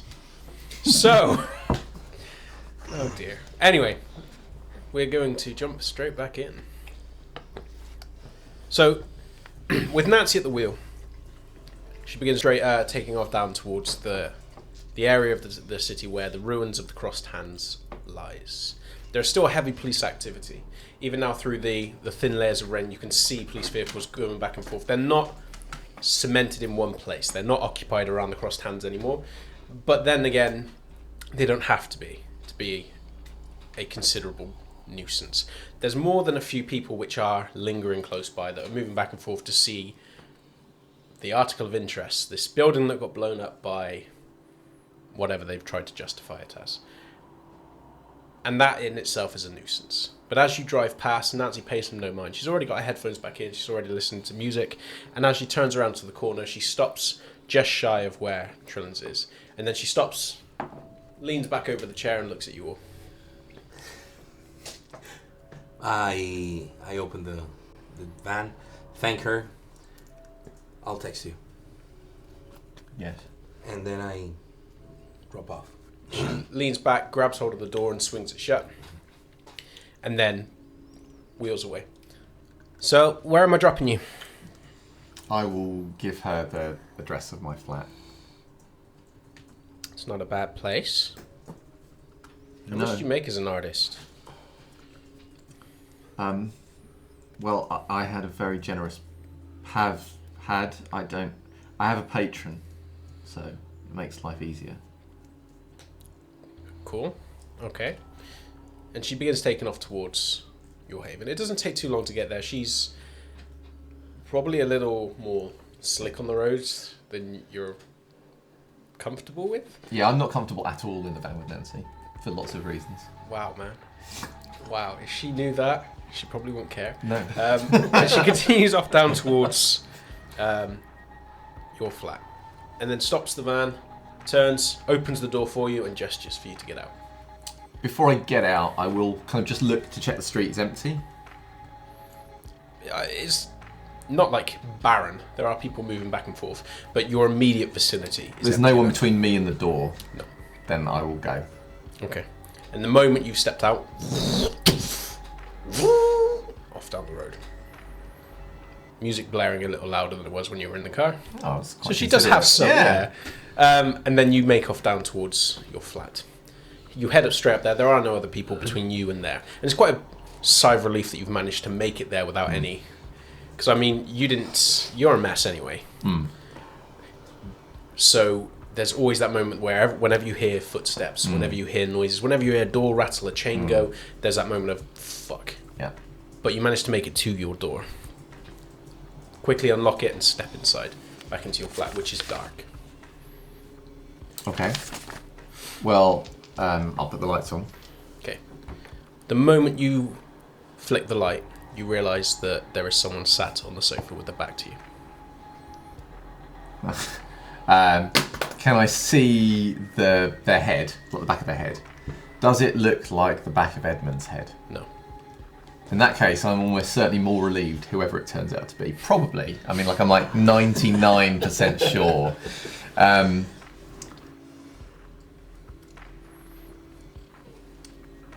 I will say hello. She turns in the chair. It's Amelia. Amelia, but What happened to you? I am. And she immediately gets up and starts making her way over to you and starts fretting, as she would have. I saw something terrible and it made me very angry, and then I lost control, and then Alicia did this to me. Sit down, I'll go and get something to clean you up. And she steps away. You hear that as she puts on the light switch in the bathroom. Begins getting a towel, and then she comes back in and sits herself down. So I've just got to do one thing. Please don't go anywhere. Don't go anywhere. No, I'm not going anywhere. I'm only watching her because he doesn't want her to go. He doesn't want to disappear. But he'll go to the kitchen and he will get out some cat food and put it out for Fagin. There's an empty cat bowl.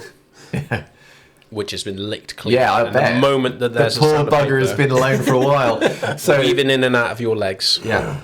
So I will put the cat food out and put some fresh water out for Fagin. Immediately darts towards the bowl. And You are now forgotten about.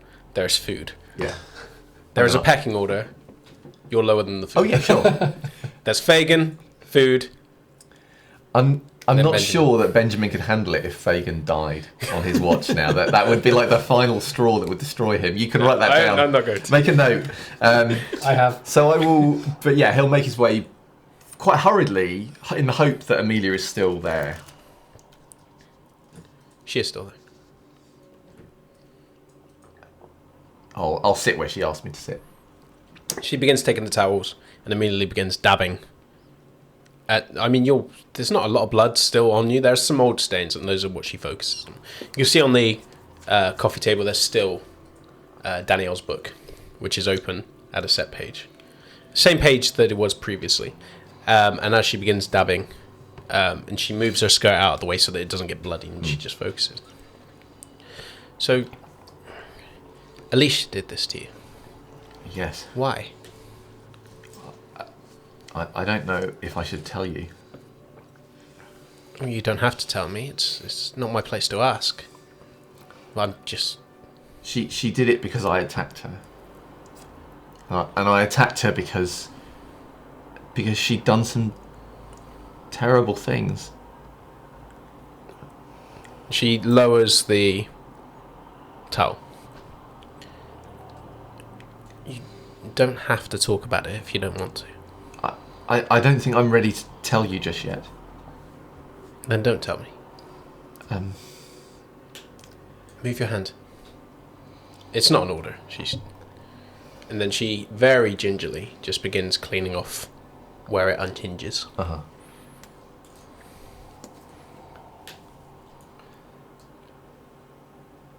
So I'm not quite sure how long this will take for you to heal, but did you go out looking like this? Oh, in an SUV with blackened windows and other kindred. It was fine. Not him. Not him. No, I haven't seen him for a little while.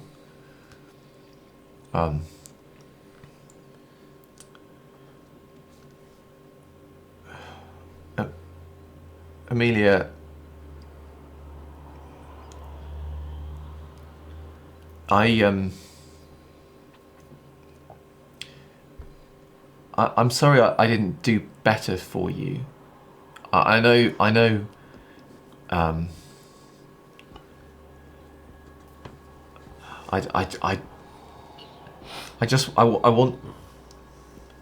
want you to know that I tried. I really tried. I know you did. You did more than almost anyone else has. It just isn't enough sometimes, and that's not. You deserve better. That's what I'm trying to say, and I. Considering where I was, I did get better. I still. I don't understand why you didn't stay with Danielle.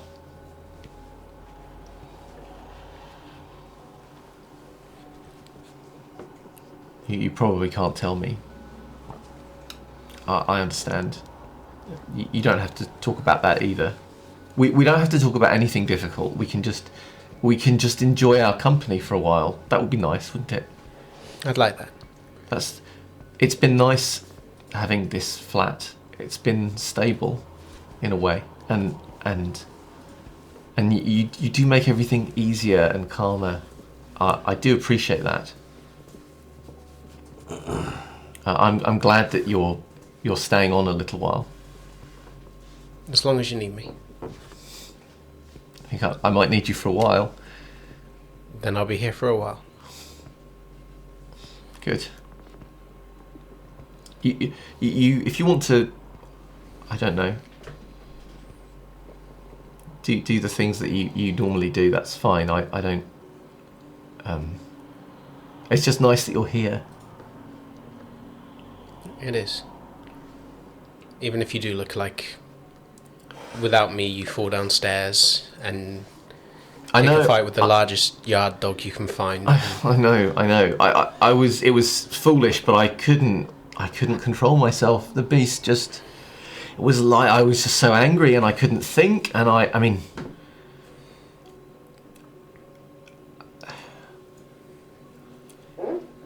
It's different now. Getting angry. How so? It's like.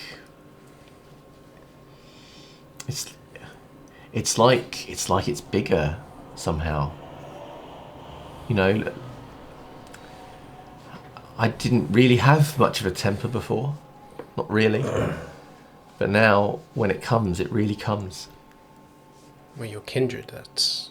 But yes, they don't tell you that. They just tell you that everything will be great and that you'll have all the time in the world. They don't tell you about the hunger or about the anger or about any of that. Why would they? It makes them feel better not to mention that. Why tell a man that you're about to condemn all the nasty things that's coming? I don't want to speak ill of the dead, but I do wish he'd told me. I don't think it would have changed my mind. I think I would have done anything he wanted, but still, it would have been nice. For what it's worth, I'm glad he embraced you. Selfish though that sounds. It is. That's very kind of you to say, Amelia, and it means a lot to hear you say that.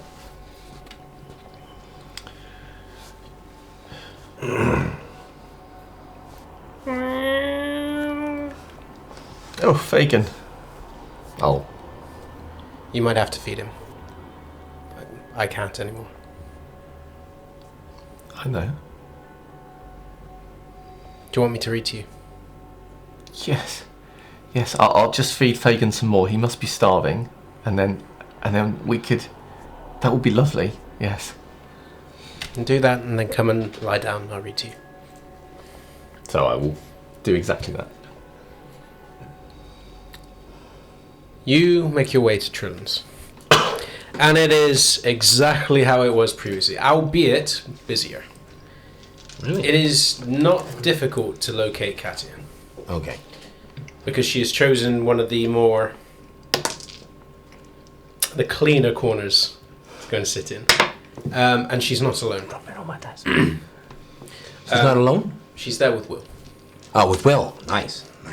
One thing you do know, although she has a long coat on, and she has quite a high neck collar on. It's like one of those shirts that don't bend over, they just have a straight collar. Uh-huh. And she has one of those on, but you also notice that she has an eye patch on. She has long bell-bottom trousers and is sat there just speaking to Will. But the moment that you make your approach, she looks over at you. It's quite clear she doesn't recognise who you are. but immediately the talk dies down as you begin approaching the table. And however she looks... Ladies, I use approach. Hiya, sorry I'm late. Moses. Yeah. She does a very, not quite so subtle glance at her watch. You might as well join us.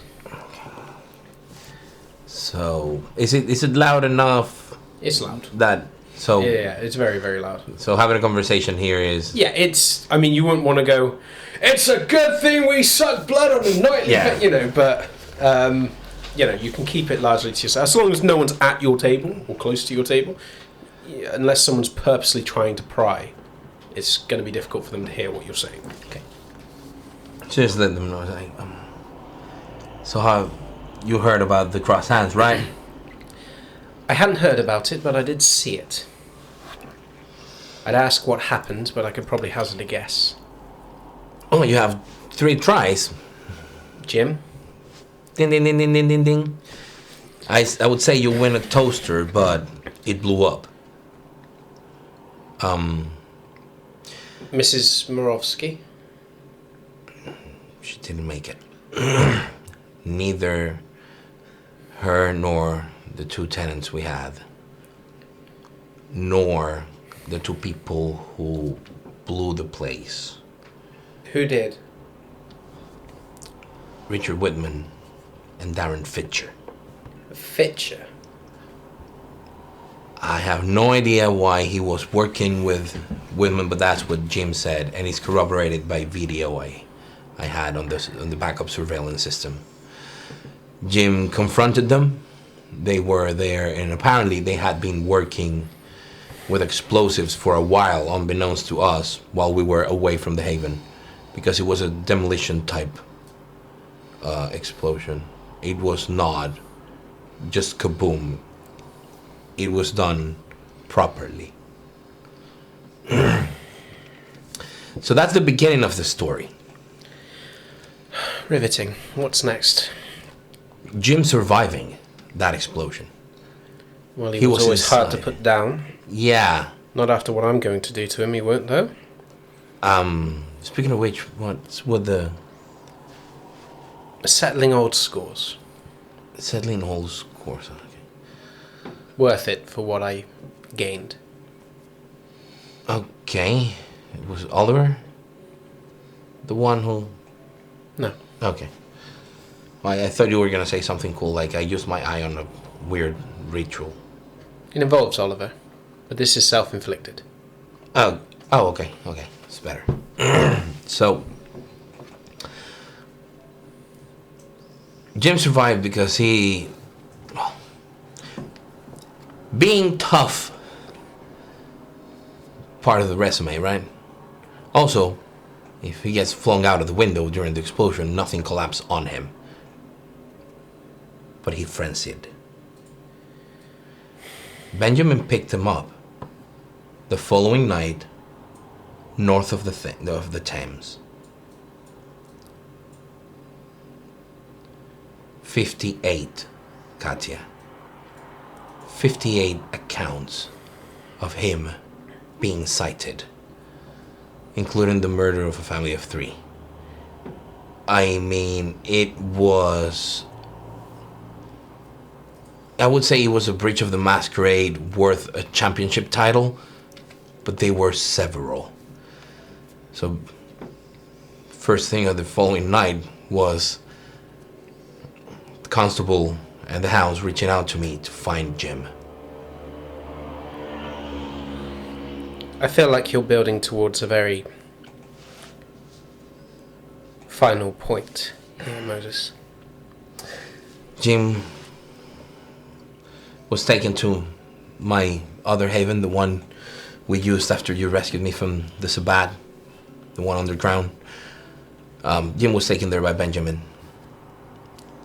And then I delivered him to the other hounds and the constable for judgment. We went to the constable to church, and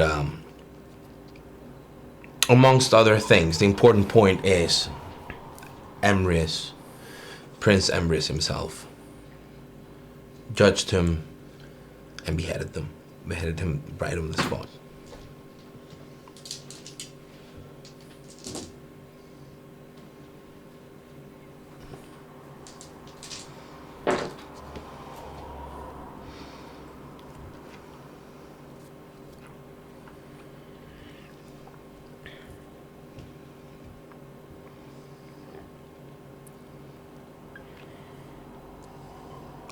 There were too many incidents in one night. By the time I found out, the prince had already mobilized the whole of the Ventrus, like the whole clan, into aiding,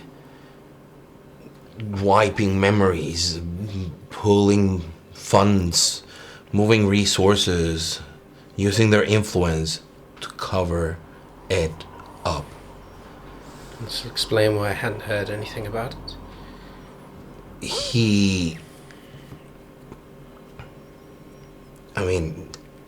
His breaches, he's that frenzy, that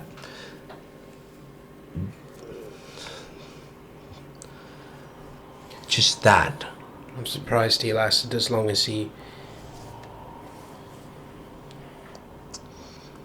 Well, there were other things in the middle. For one, Alicia.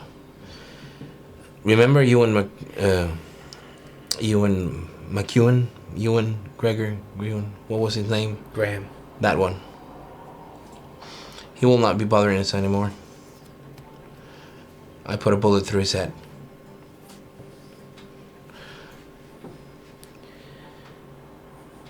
Let me get this straight. You put a bullet through the head of a well. Yes. How? With the greatest of respect, Moses, how? Well, I have nice bullets now. And he was gutting another hound. I believe you met Gideon at court. So he didn't see me. Caught him unawares. You do realize they travel in packs. Yeah, the rest of the pack was sorted by the prince himself. This all happened before Jim was trialed. Alicia sent the group pack to save Jim, apparently. Alicia doesn't care about Jim. I said the same, but you know who cannot say the same? Amelia.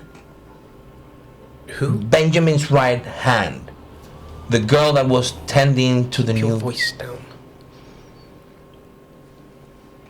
Alicia killed Benjamin's assistant and then tortured him. Benjamin rose from torpor yesterday thanks to the constable. Is he okay? He is, as mentally as he can be. He's not in a great place, but after what happened tonight, he showed a lot of restraint and a lot of composure, and in a way that I didn't. But not to mention that, oh my God, so many things to tell you. Remember Sarah? Yes. Sarah Woods, sister of Jim Roy Woods. Sarah Woods of Clan Gangrel. Yes, okay. Clan Sorry, embracing Gangrel. myself. Yes, Clan Gangrel. Embraced forcefully by Alicia 2 nights ago. Does the prince know? I would assume the new Toreador Primogen showed up the very night of the attack. Together with Edmund. There's a lot of weird stuff happening, Katya. Because the ST's doing it, she starts rubbing at the eye socket that's absent. The eyeball. More out of it than anything else. Will moves a little closer to her and whispers something in her ear, and she turns and listens to her. And it's only then that she forces, because she's already breathing at this point, she forces herself to take a deep breath. Right, well, Shit. And has everyone got... Well, I know you have your own places to stay, but do you still have your own places to stay? I'm moving one of my havens, the one you know of, now everybody knows about, apparently. I'm moving stuff and I'm changing condos and I'm making a lot of arrangements to go underground, both figuratively and literally.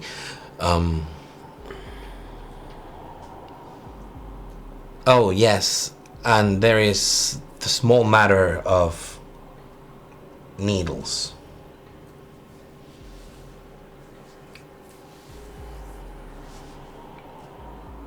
What about him? Our neighbor, former neighbor, I assume, because now we're not living anywhere near him, even though he's still bordering our domain. He has needles. I'll be sure to notify the regent. I'm sure Sabine will... Is that going to be a problem? Asking as a hound. In terms of what? Magi having one of your gargoyles? Oh, it's going to be a considerable problem, but once Sabine finds out about it, I'm sure she'll be quick to move on it. Having just gained power, I can't imagine she's going to be keen to lose it. Do you think she's gonna do something to strike? I won't speak for her. Well, I know the layout and the ways in and out of that place.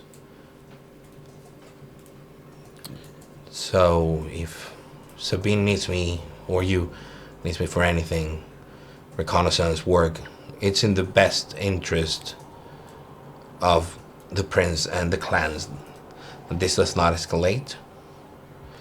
And I don't want to be called for hound duty unawares. I would rather aid you or Sabine on this one. I imagine she'd want to keep it in clan. Absolutely. Not a problem. But again, if you need anything. I have your number. So there are a lot of things to do, a lot of things to sort out. The guy who tortured me has shown up, and now we're investigating what he knows. Benjamin is very concerned about Edmund not being Edmund. It's mentioned something about him changing and dying, and Edmund being no more.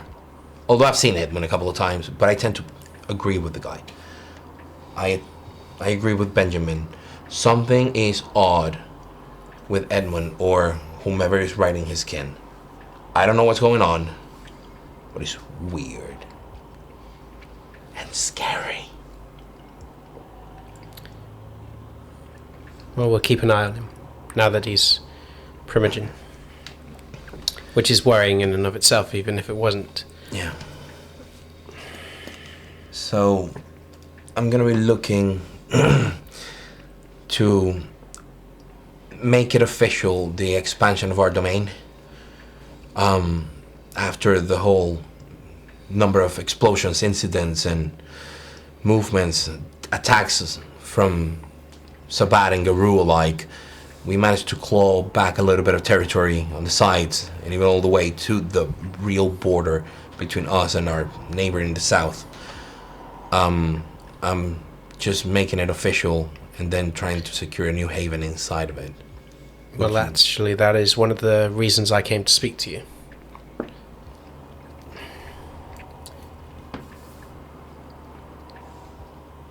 The Sabine is not just Primogen now.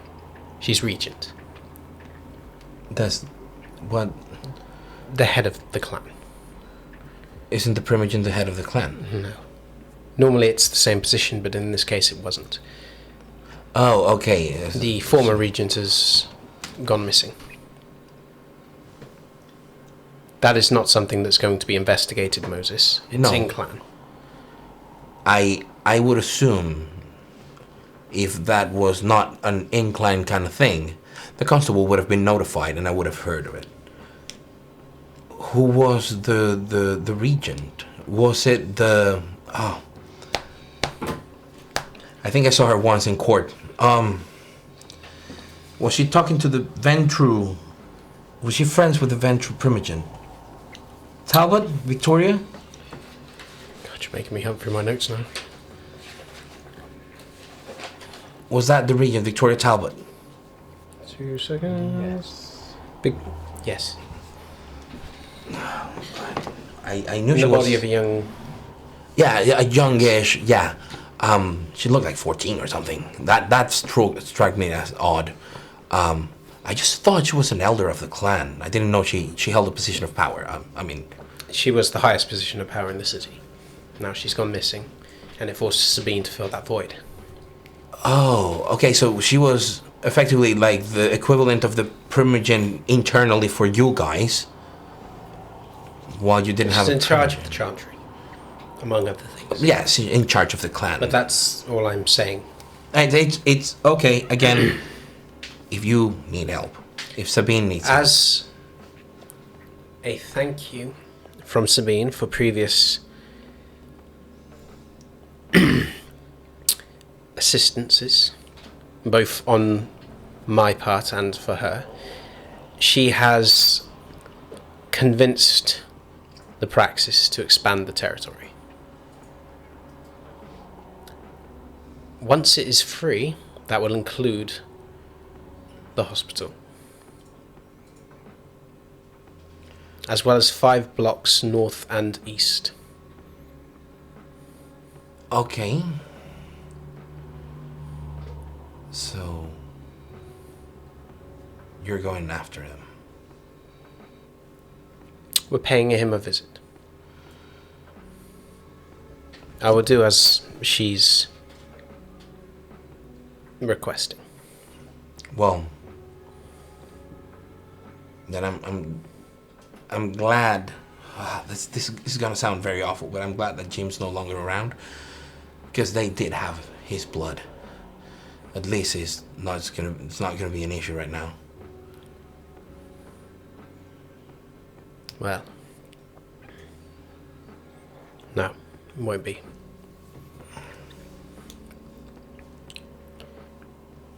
Did you need me for anything else, Moses? No, but if you need anything for this, I have your number. yeah. She stands up. Will stands with her. Will lean Before she, like, as Katya stands up, but Will is about to, I reach out to her. How have you been? I'm okay, thank you. Better now, actually. Sorry, I ignored you for the conversation. It's fine. I'm relishing the break from social niceties. Well, Take care. you too. And remind her if she needs anything. Like, she's the only one I can count on the coterie. Poor Benjamin is a bit too broken right now. I don't blame him. And she stands next to Katya. Katya adjusts the seating of her coat and then takes her by the hand and leads her out. I just make my way out. Bzzzt. Which one? It's actually the buzzer from the security for your condo. Ooh. Get out. Get on a taxi. Take me to my address. Call Susan. In the process, like, call Susan and stop a taxi. Take me to this address. Bzzzt. Hello? Hello, Susan. Yes? Are you at mine? No. Where? I'm currently at home. At where? What? Where are you? At home, I have Lucy with me. She wanted some things.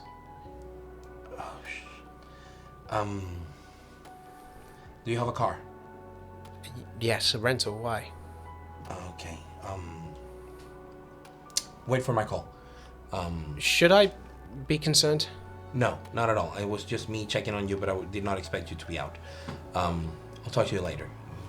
Call you in a few minutes. Bye. Hang up. Try to check. Call to my condo, like the concierge. Front desk. Good evening. Yes. This is Noah Miller. How are you doing, Mr. Miller?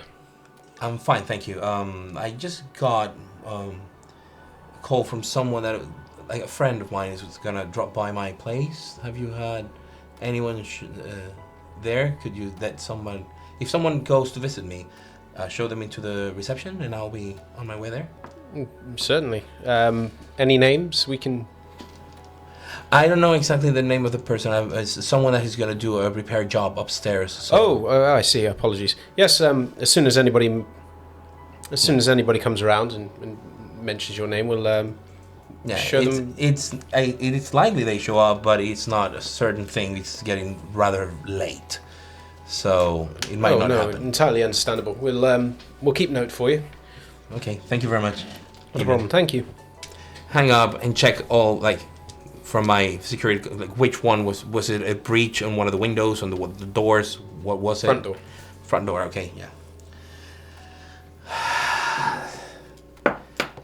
Phone. Nancy. Actually, ring her. Bzzzt. Yellow. I got from my personal security system. I have someone who broke into. You reached the voicemail. Leave a message. Hello, Nancy. I need your help ASAP. I had a breach in my security system. I could imagine it would be the person we've been instructing to locate. Someone who can be a little bit of an animal. Call me when you hear this. Bye. Who else do I notify of my impending doom? Benjamin! Bzzzt. She Oh. stops reading. Check to see. Do I recognise the number? Moses. Okay. Hello. Hey, Benjamin, how are you? I'm actually having quite a nice evening. Is that about to change? No. Oh, good. Just to let you know that I'm on my way to my condo. Yes. But it's because one of my alarms triggered. It does it sometimes. It's a loose contact, but just wanted to let you know that I might not be able to drop by later on, as I said. Because I'm gonna be. You mean you're not going to be able to call me later? Because something awful might happen to you. That is exactly what I'm saying. Because I am still worried about you, about something happening to you. Can you? Is there someone you can take with you? I had tried reaching Nancy.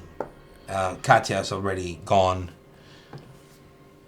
Because is it urgent that you check? Could you check without? I don't know. I just think you shouldn't go alone. It's okay. I'm not going alone.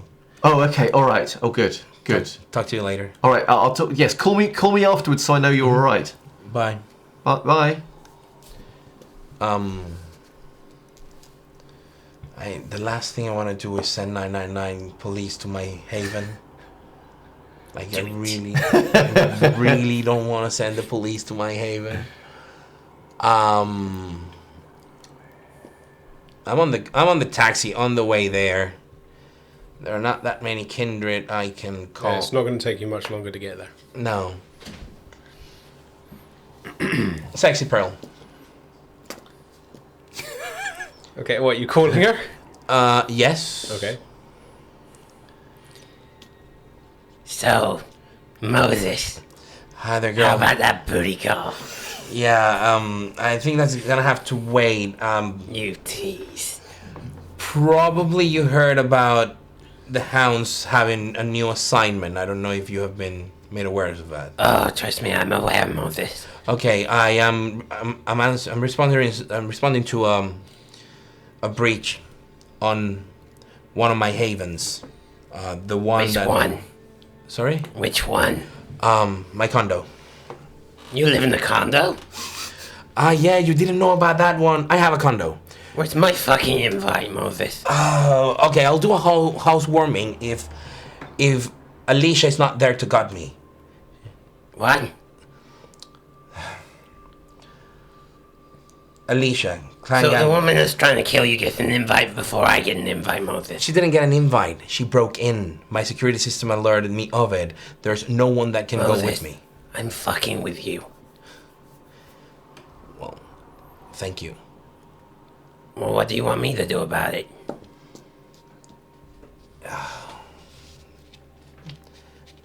To talk me out of it or help me out. Because I'm sure that this is a golden opportunity to find Alicia and get a lead on her. That will score me major brownie points with the prince and the constable. And whomever helps me might, bask in the glory of it. Well, There is a blood hunt.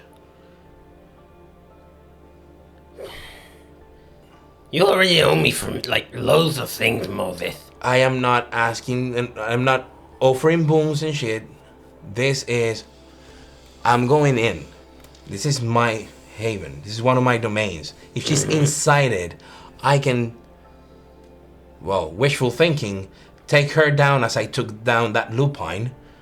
And It's good to have dreams, Moses. yeah, check with the prince. I killed one of the lupines. Pretty sure most of that was another Kindred and you just shot him in the head. No. According to Nancy. She said you stole the glory. Yeah, right. I'm inclined to believe her because when she flirts with me, I know it's sincere. Well, but Nancy's Hot. unique. I prefer my word. Yes. If you're asking me to convince you not to go in, I'm not going to say no, Moses. No, The but alternative is if you need somewhere to sleep, I have a cot. I might Wink, take you wink. up on that. Nudge, nudge. Yeah, I know. I might take you up on that, but I'm actually arriving at my place. If there's any Nazis, any clansmate around, anyone.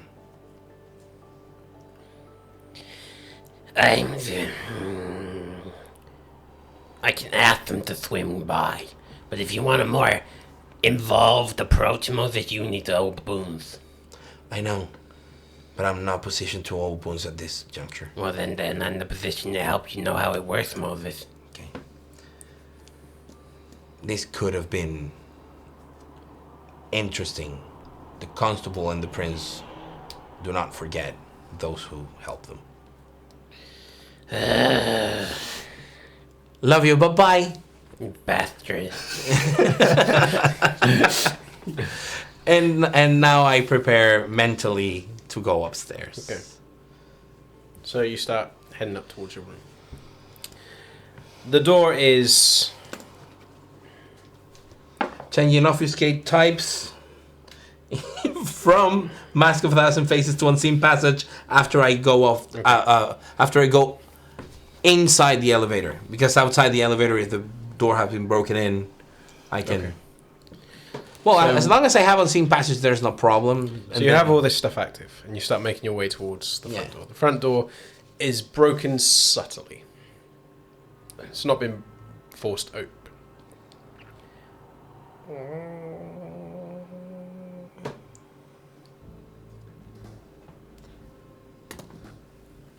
And then we're going over to Jim. Not Jim, Sarah. So, The resurrection. where have you headed, Sarah? You've had the rest of the evening to yourselves. I'm going to make a personal willpower to see if she'll go. No, that's 3. So she will not head to the grave. She'll just spend some time wandering around, Okay. and sort of progressively getting closer to where the address is. Just basically spending the time trying to process all this massive dump of information and wondering what the hell Jim has done. Okay. So you begin making your way slowly towards the aforementioned haven. And by the time you manage to finish, it's starting to get later. And you start to feel lethargic. It's not yet that late in the morning, but you're still feeling it. By comparison, it's like you've just pulled like 2 days worth of heavy work and not slept in between. You're starting to feel lethargic. And then finally you manage to get towards this building. And it's quite a nice building. You wouldn't look at it and think, oh, this is like upper class type of thing, like you'd assume based upon how she was, comporting herself. And she wasn't someone that marked herself as showing off wealth, but someone that comes from it. And then as you approach this building, you realise that it's nice without being in your face. And then as you slowly begin making your way up towards the indicated number of the house, there is a keypad on the outside, beyond a metal gate which is unlocked. And then the number, I'm assuming you're going to punch in, the one from the key? Yep. The moment you open it, the door opens into a dark room.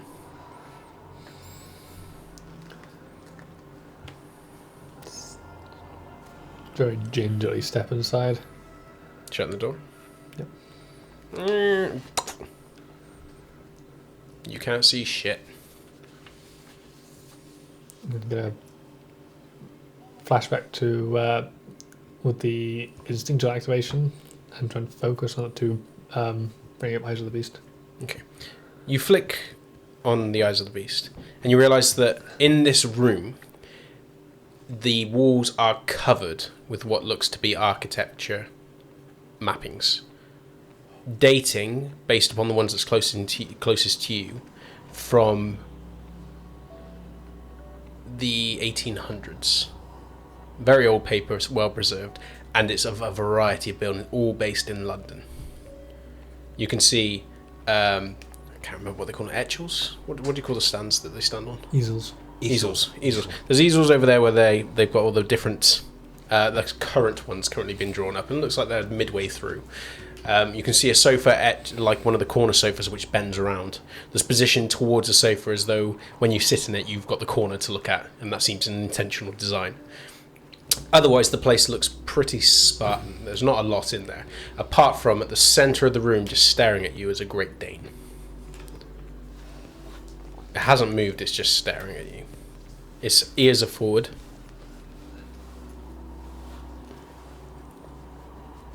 You're cute, but I'm not gonna pet.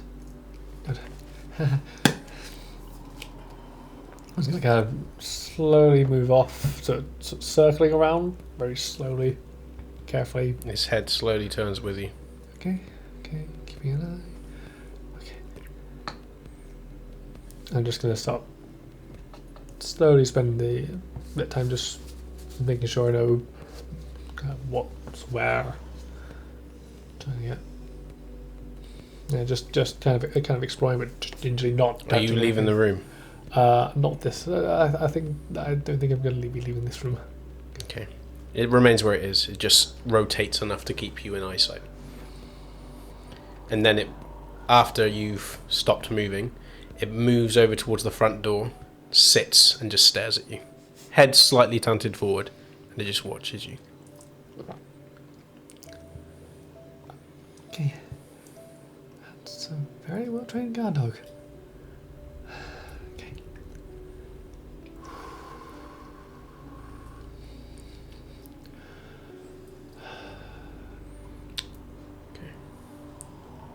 Meanwhile,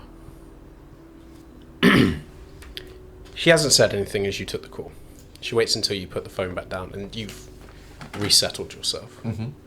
The book that she currently has positioned on her hand, not the same one that she's left on the table, she's gotten the book again from the shelf and is just poised halfway through it. Do you want me to stop? No? No, it's nice to go somewhere else, when you read. It's nice, and to hear your voice, it's comforting. I'm glad to hear that. I'll read a few more pages and then you'd best get ready. Yes. And she starts going back to flicking through the pages. Every now and again, she stops and glances towards the door. And then just goes back to reading the book. That's going to creep him out. Okay. Is there anything... I assume there's... How many times does she do it? Maybe once every 15 minutes? Okay. Roughly. And how long is she reading? Basically, if this happens like a third, fourth time, probably around the fourth time, he might comment on it. Otherwise, he's not going to say anything. So your tolerance is pi time. Yes. Okay. So when it gets to that time when she checks it the third time, I'll jump back to you. Yeah, Exactly. Okay. You open the door to your room, Moses. To the condo. Mm-hmm. I have, of course, my gun. Oh, I have not returned the silencer to Nancy. But I put Nancy will remember that. I will return the silencer to Nancy now that I have remembered that. But I put the special bullets on. Just in case. Okay. Still have 9 of those in that clip. That's all I have. The light's on. I very quietly go in. Do you shut the door? Okay. So you enter in, and there is...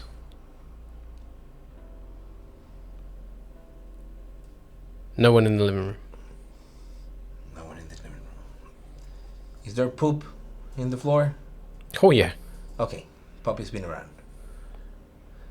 In fact, Puppy runs up to you and starts clawing up at you as you come in. I'm obfuscated. I know. He can see me? That would be worrying.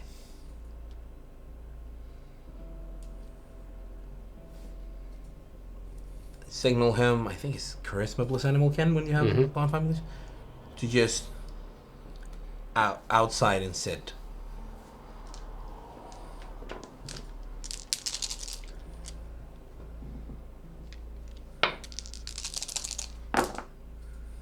Three successes. Reluctantly, he saunters off over to the corner, his head bowed, and he just sits. And then as soon as you start turning away, he kind of inches forward on his butt. Yeah, when he has like sitting on his butt, but Yeah. drags himself with his front paws. When he doesn't think you're looking. Okay. And very carefully not stepping on any either toys or food or shit or whatever. Because this has been a very neglected sort of safe house instead of being like an actual condo for the last few weeks. I check my computer room. No one in there. Just as you left it. My room. There is someone in there. It's Alice. Alice. How is she looking? She's got a heavy leather jacket on, and she has her head bowed, and she doesn't move as you open the door, because you'd have to open the door to open it. And she doesn't look up, but she has her hands clasped together in her lap, and she just otherwise not moving. What does she have in her hands? Nothing, just palms up.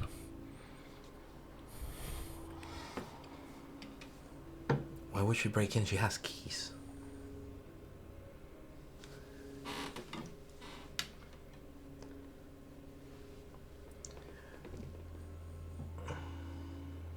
Yeah, I have my satchel bag or whatever. So what I put is my gun on the outside, and as if I were keeping one hand to put it steady, just hiding the gun, as if I were grabbing my satchel, as I make myself known. Alice?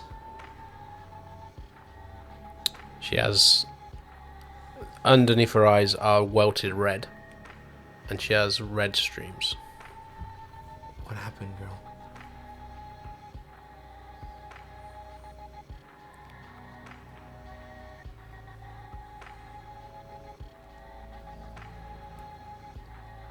look at me, please.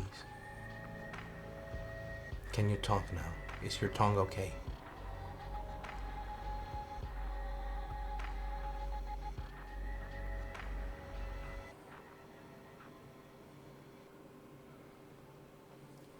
I put one, like my other hand, on top of hers.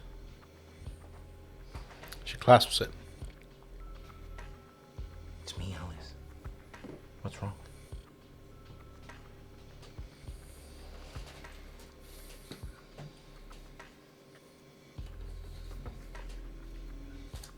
She won't say anything. There's 2 notes in here. Only read the top one. So only open it once. And then depending on your answer, I'll tell you if to open it again.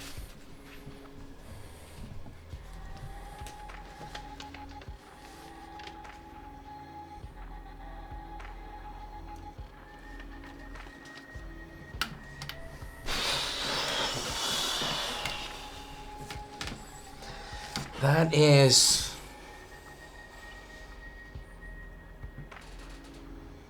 Okay, that's tough. That's, Have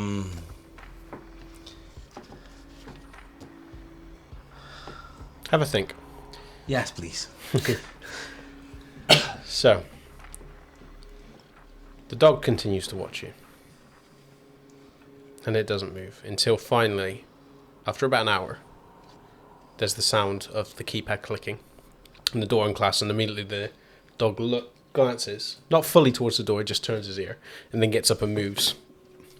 And then the moment that Lisa steps through and she pulls the door shut, the dog just positions his nose next to her, and she just rubs her hand over it and then looks over towards you. She flicks on the switch and then looks at you.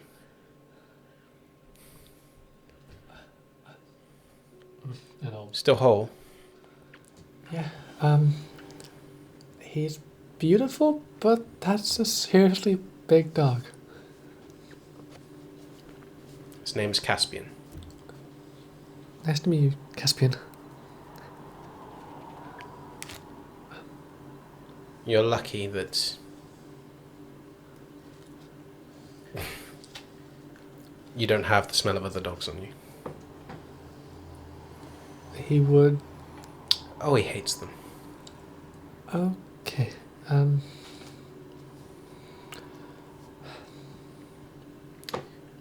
may sleep in the bathroom. I will lock it from the outside. Okay. When you wake up, we'll begin.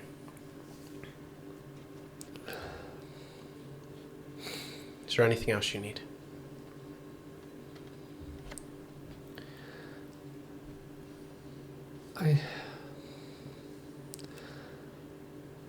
I need to know what's up with my brother. Please. I've just gone to confirm that. Are you sure you wouldn't wait until tomorrow?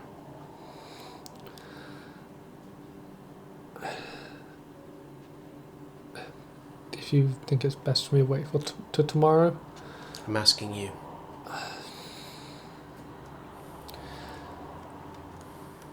I need to know, please. What's he done this time? What's Sit down. I sit. She leans backwards against the tabletop, having taken her coat off, and she folds it over the top of the chair. And Caspian sits himself down between you two, to one side, but perched facing you.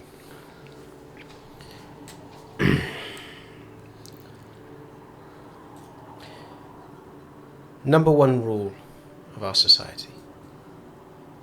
The Masquerade.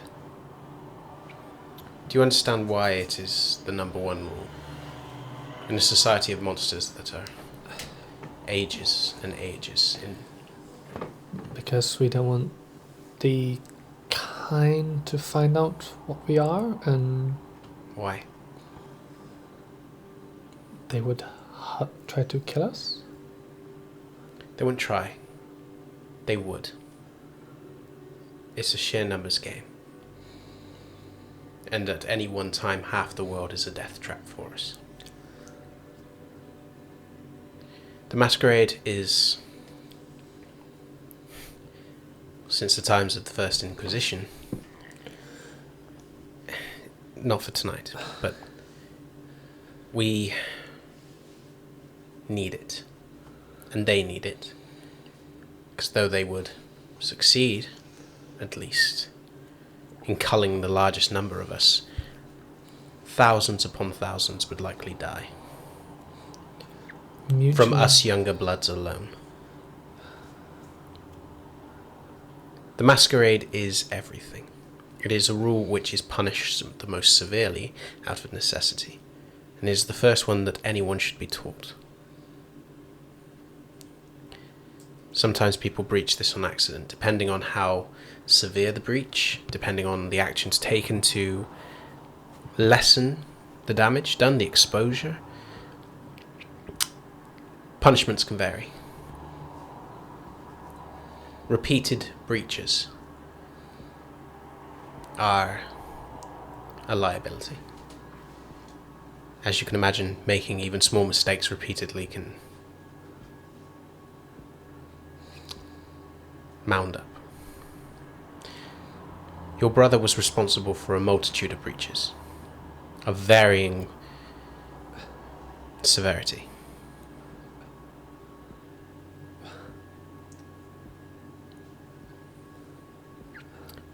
In the last instance, over 50 people witnessed him,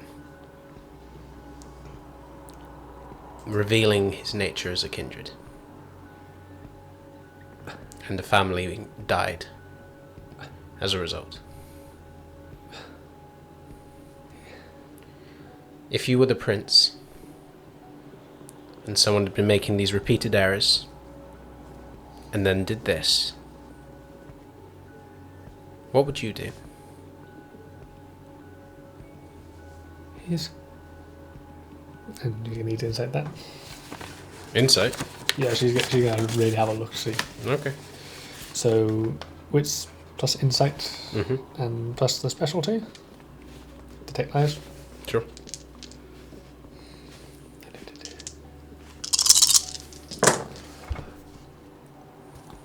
Yeah, okay, why not? I would use willpower. For 4. She's not lying.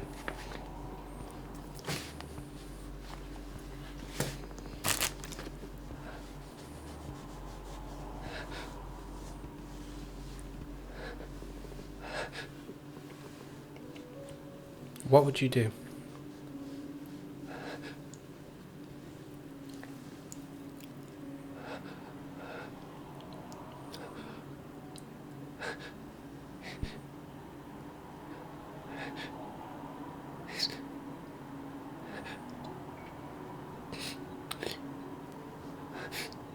He died quickly.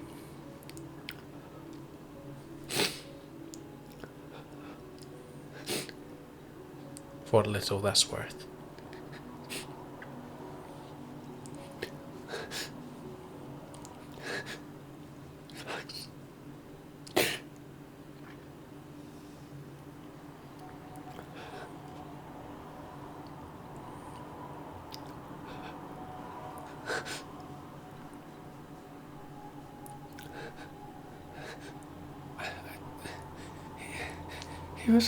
He was a protector.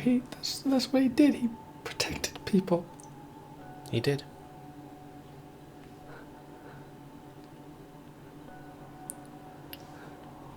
But he broke the rule.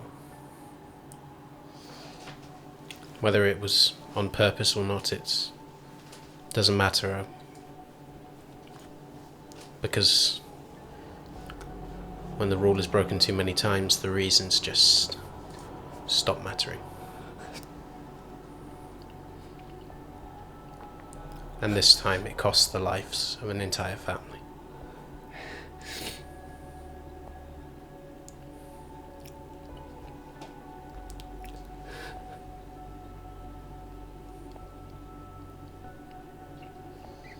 There is a reason why I said he would likely want to execute you. Both you and Jim are born from the same sire, and the sire is the one believed to be responsible for an attack on the prince himself.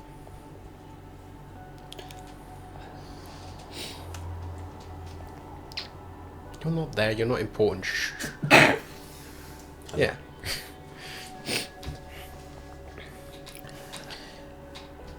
So, this is why I've stressed what I did.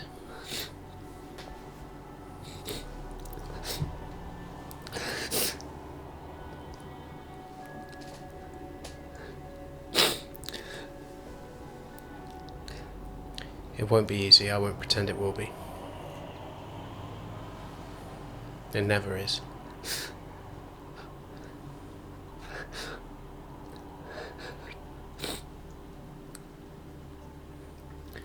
When I changed, I lost my daughter.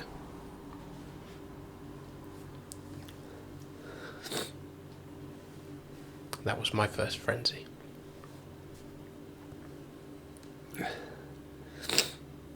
When you frenzy, you're not yourself.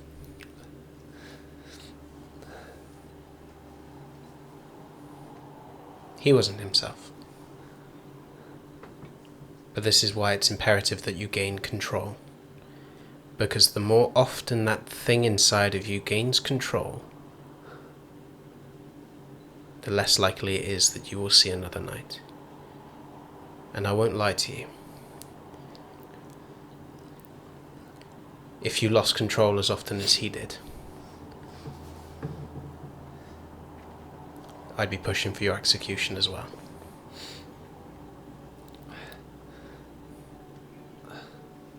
I told you, what you're stepping into is not nice, and I'm not doing you a mercy by allowing you to live through it.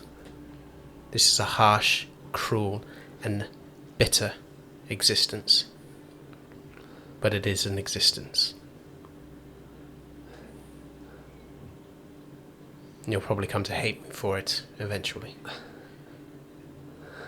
God knows I don't hate my sire. Not nearly enough. But I was given the same choice. Wait for the sun or learn. I wish I could say that I chose the former.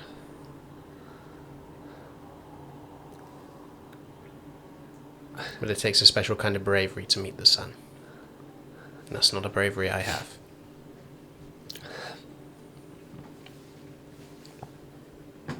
Go to the room. I will lock it.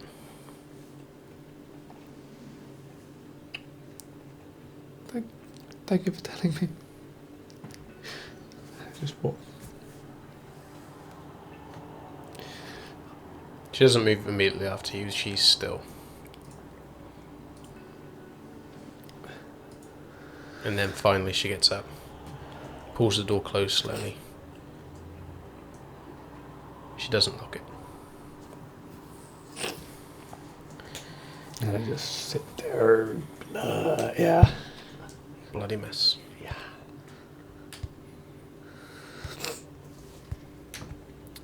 Do you have an answer for me, Carlos? Yes. Okay.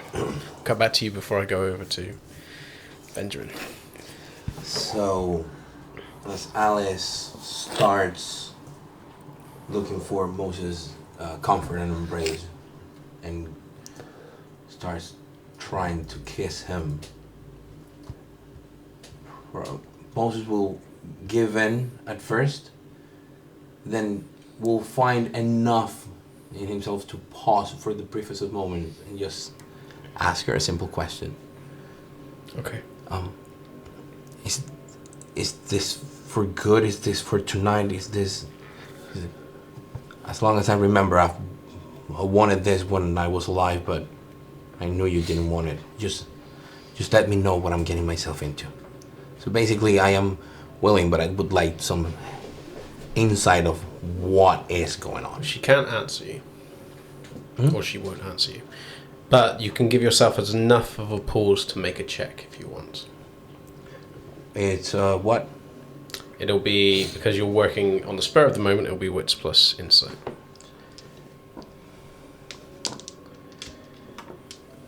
I believe this could be a good moment to browse, because she's important enough. She's worth it. And that is me spending willpower. Oh shit! Already had 3, 4, 5, 6 successes. Okay. Any critical wins? No. Okay.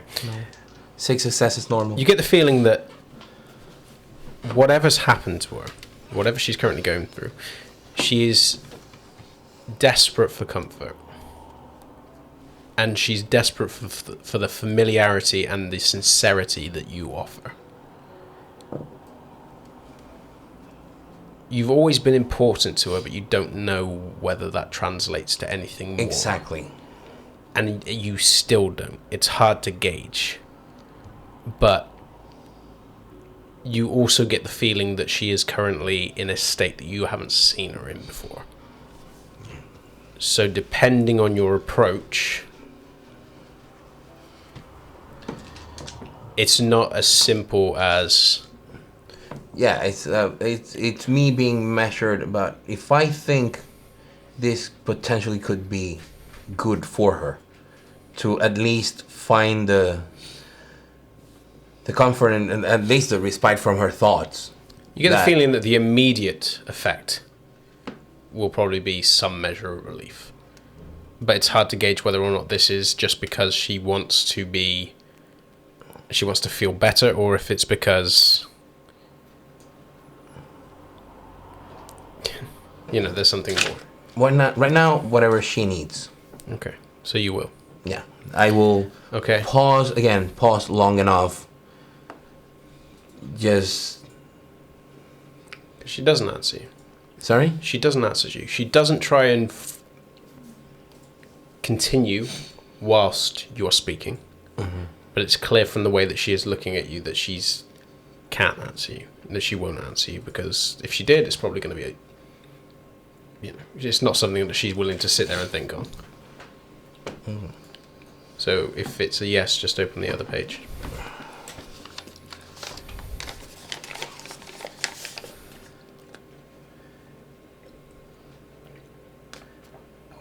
%100%. Okay. So she seeks the comfort in your arms. And then after you've gauged however you need to, and she becomes more physical with you, there is a desperate kind of need for a stability that you clearly offer. And there's a familiarity because you know Alice. You've known her before your embrace, you know her now. And that translates to how she's viewing you as well. And then when you begin biting one another and the trading of blood, those feelings are heightened. And although it's hard for you to focus on anything else, you are briefly aware that she stops crying. And then by the time you are finished, you're both not only physically exhausted, mentally exhausted, but you are caught in a lethargy that comes as a result of the starting of a bond and the onslaught, the oncome of the morning. Last couple of things. A text message to Sexy Pearl saying, situation sorted, no danger here, thanks for the help. And a text to Susan, use the money I gave you, spend the night in a hotel, come back tomorrow after 10 p.m. Okay. And then I just close everything, make the room as dark as possible for the day, and have Alice fall asleep in my arms. A couple of hours before, not too long before, but a couple of hours before, she continues every now and again to stop and glance at the door. Okay. And then finally, just as you look around and you're about to answer, she just lifts her hand.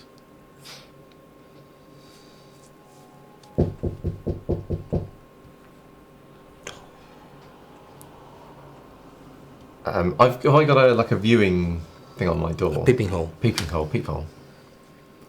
Yeah, I'd imagine you would have. I think I'm the kind of guy who... Yeah, you would. I mean, So You're standard. I will go and have a peep and see what manner of person is on the other side of the door. It's weird. At first, you can't really tell what it is, and you realise there's an eye on the other side.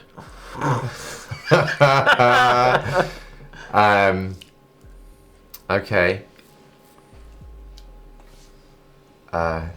In that case, because assuming it's like sometime in the morning, like 3 in the morning or something. Yeah. late. Okay, I'll just say, hello?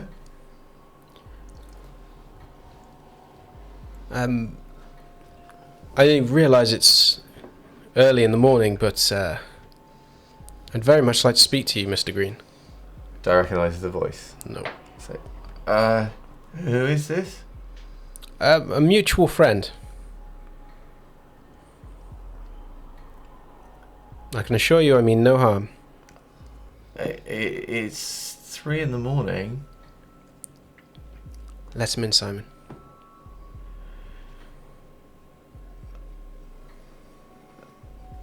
I'll open the door.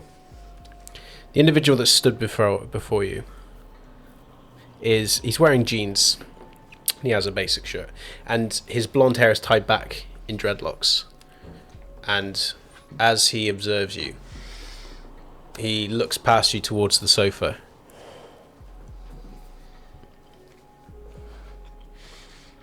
Do you mind if I come in? No, not at all. Come in, please. I'm not alone, but I'm assuming you wouldn't mind. He steps around the corner. The woman that comes with him has tanned skin, and she's wearing a long dress, quite an archaic but well-fitting dress, and long black hair. And she sweeps past you without looking, but the way that she moves is extremely elegant. Mm-hmm. And she moves straight past you and immediately looks around, but doesn't say anything. The other individual steps in, and just... I feel like I know you. You should know me. I know you. In fact, the only person that requires an introduction, I think, is my friend here. This is Lucita.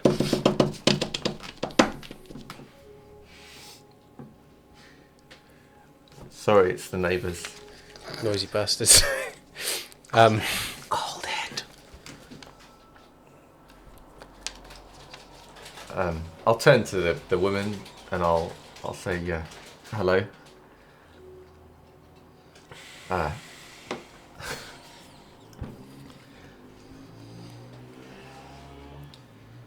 He leans in and shakes your hand instead. Okay. And then he goes back to... I'm sorry, I don't think I know your name. I'll say to the guy. Anatoly. You were expecting me, I believe. Yes. I was. Would you like to sit down? Oh no, we're not staying. Oh. There's some things we need to discuss. I'd rather not be here. Where do you want to go? Well,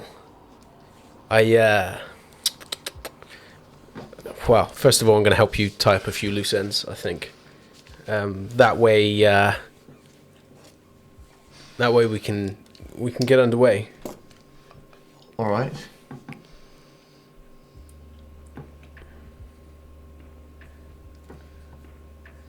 Do you mind if I use your bathroom? No, not at all. Okay. And still glancing at his palm, he steps away off into the bathroom. And the individual known as Lucita just stands. She doesn't say anything. She's just slowly considering the room. I'm going to close the front door. And I'll say to her as I do it, I say, I'm not trying to be sinister, it's just that I have a cat, and I don't want him to escape. I'm not concerned. Please do.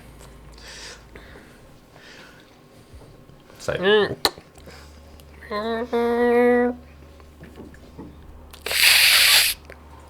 Darts.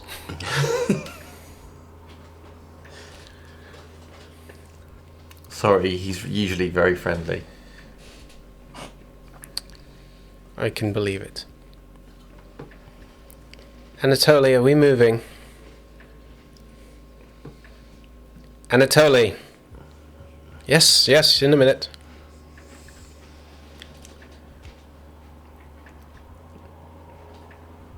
And then the door back opens back up. So, which do you prefer to go by the way? I mean, you know my name. I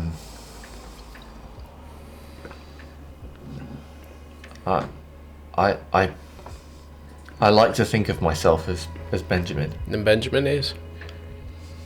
So, it's not long now until the sun comes up.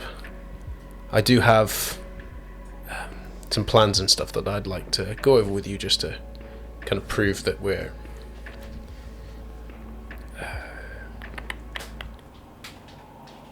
I'm here in good faith. All right. But we've got a lot to do, and we're rapidly running out of time to do it in. So, is this about everybody being on fire? Well, fire depends on how you look at it. I mean that's how it looked to me. It looked very fiery. Sure. I mean, I've seen. Well, let's not go into that on the first meeting. If you're agreeable to the prospect, we'd like to spend the night, the morning, here. Yes, of course. Great. Wherever you want to put us. Although I might ask that my companion has a bed. Oh, well, I think. I think Amelia's out at the moment, so you could use her room. Lucita. I don't think she'd mind. You don't mind, do you? I'm guessing that's her. Oh, yes, that's right. You don't mind, do you, Amelia? No. You see, so you could. I mean, if you stay out here, it gives you a chance to chat before she has to go. So, I've got some stuff I need to discuss with Lucita anyway. Yeah, all right. And then you want to go somewhere tomorrow? Yeah. Oh, yes. I mean, we need to visit. There's a cathedral I need to visit first. What? Do you have a car? I have a car, if that helps. That would be great if you're willing. And Well, then I have, I believe, a trailer park that you need to come to. Do I? Yeah, there's call it closure. All right. I have it under good authority that you know what you're doing, and we should talk. I have no idea what I'm doing. Oh, you seem very relaxed about that. Well, we both have a helping hand. I just read signs and... Yes, I think I know what you mean.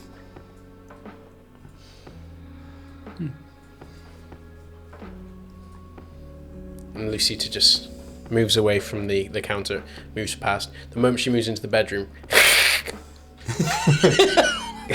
Fagin legs out. it.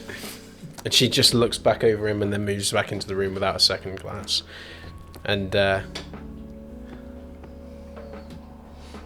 Anatoly moves in after her. I'll look at Amelia. Told you they'd be here. Well, he would be here. I didn't know she would. Oh, yes, you did. I remember. That's why I wasn't so worried when I realised who it was. Because you told me. and that was good. I like to know about things in advance. Actually, it makes it easier to deal with. It's surprises I'm not very good with, to be honest with you. Well, then you lucked out in terms of Everything. yeah, Yes. I suppose. Does this mean you're not going to read me any more stories? Unfortunately, for now. I thought so. But I'm grateful that you did. I know. But you're going to have plenty to do over the next few nights. I can visit again when it's not quite so Quieter. Yes. quieter. The thing I like to keep you safe away from everyone. You know, that's better that way. If they find out, then who knows what they'll do. I'm as safe as can be now. Yes, you are. You're safe. Yes, that's how I'm going to think of it now. Well, I suppose I should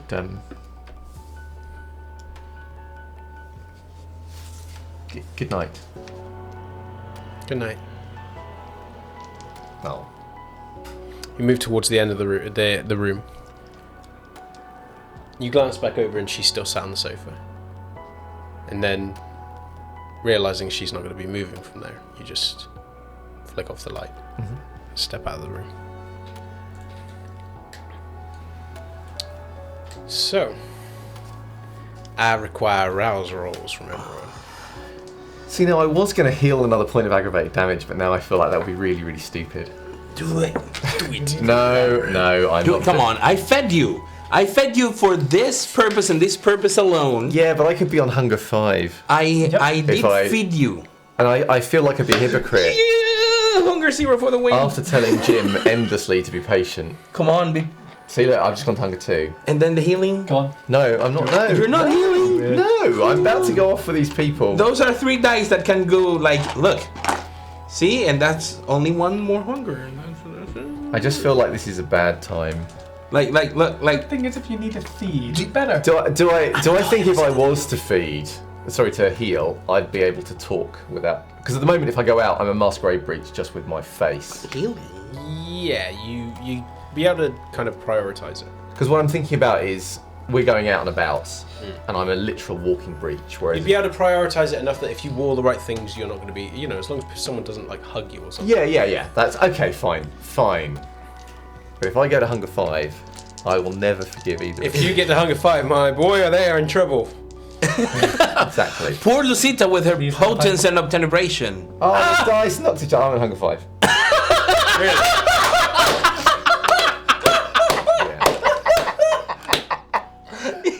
Sorry. You guys. We love you. No, it's too late. You feel It's too late for love. Welcome to the club. Welcome to the club. It's too late for love. I mean, 35 episodes. Yep. It took only 35 episodes to get you to Hunger 5. There is only Zool now. I- There is no love. Although I think there is one thing that's feeling as well. I don't think I ever went from hunger 1 to hunger 5 for a single. No, you were too lucky for that shit. Yeah, you escalated it slowly. He went. I'm just so damn unlucky when it comes to rounds. All right, done. Everything's going to be brilliant. So hungers. And thank you, chat. 0. And thank you, chat, for the big bombs.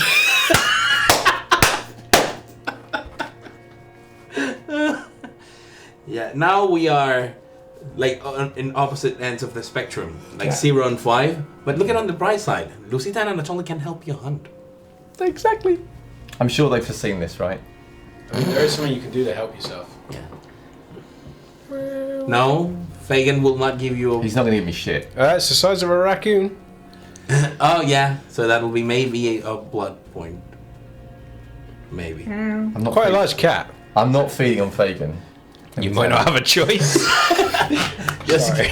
Sorry. Look, Anatoly wouldn't be much of a prophet if he didn't foresee this. Yeah. How the fuck did I see this? He will probably blame himself because, my presence made you hungry or whatever. Okay. He's very tragic. Like Chat is begging you not to take the cat. It's not up to me, chat. It's not up to me. if it's any consolation, anyone viewing this episode, I'm more likely to feed on almost anybody apart from the cat. Eat Lucita. Lucita is more higher on my list of people to feed from. Yeah, than she's Fagin. like a T-bone, whereas Fagin is like Dairyly Lunchables. Yeah, exactly.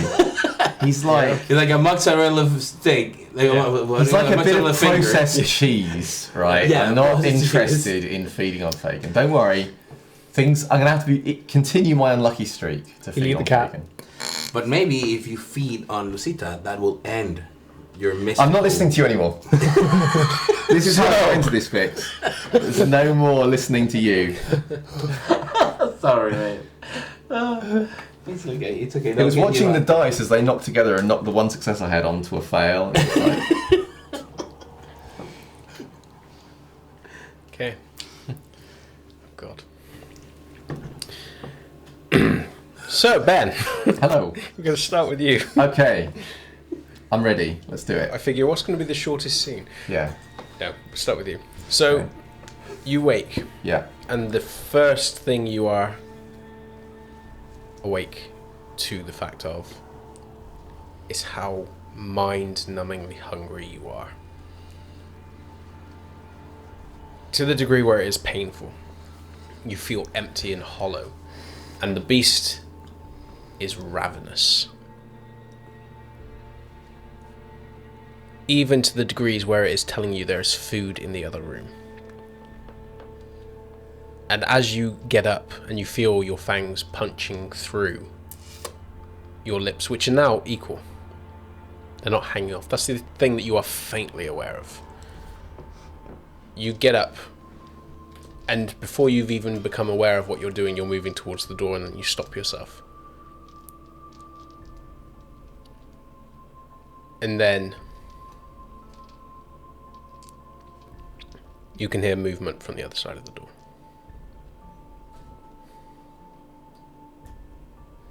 What, like the movement of a cat? I'll open the door. It's Anatoly. Anatoly who's barefoot on the other side of the room. And he is currently holding one of the sculptures you had that had been gifted to you by Edmund. And as he's moving it, he's rubbing his fingers around the back of the neck, almost like he's twisting a ring on a finger. And he's just observing as he does it. And as you open up the door, he doesn't look over at you. He just moves past you and goes round.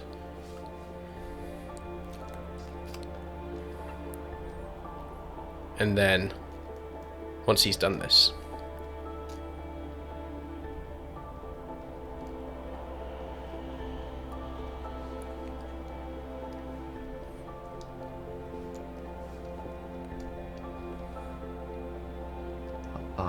I need to I need to pop out a moment. I don't recommend going on your own. Lucita can go with you. All right.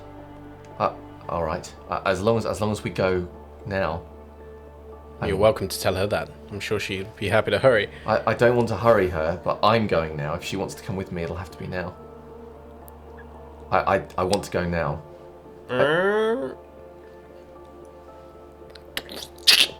The door opens as Lucita has stepped out of the bathroom. Not the bathroom, sorry, the bedroom. And waits by the door. The front door? Then you'd better move quickly. Yes. I'm gonna go.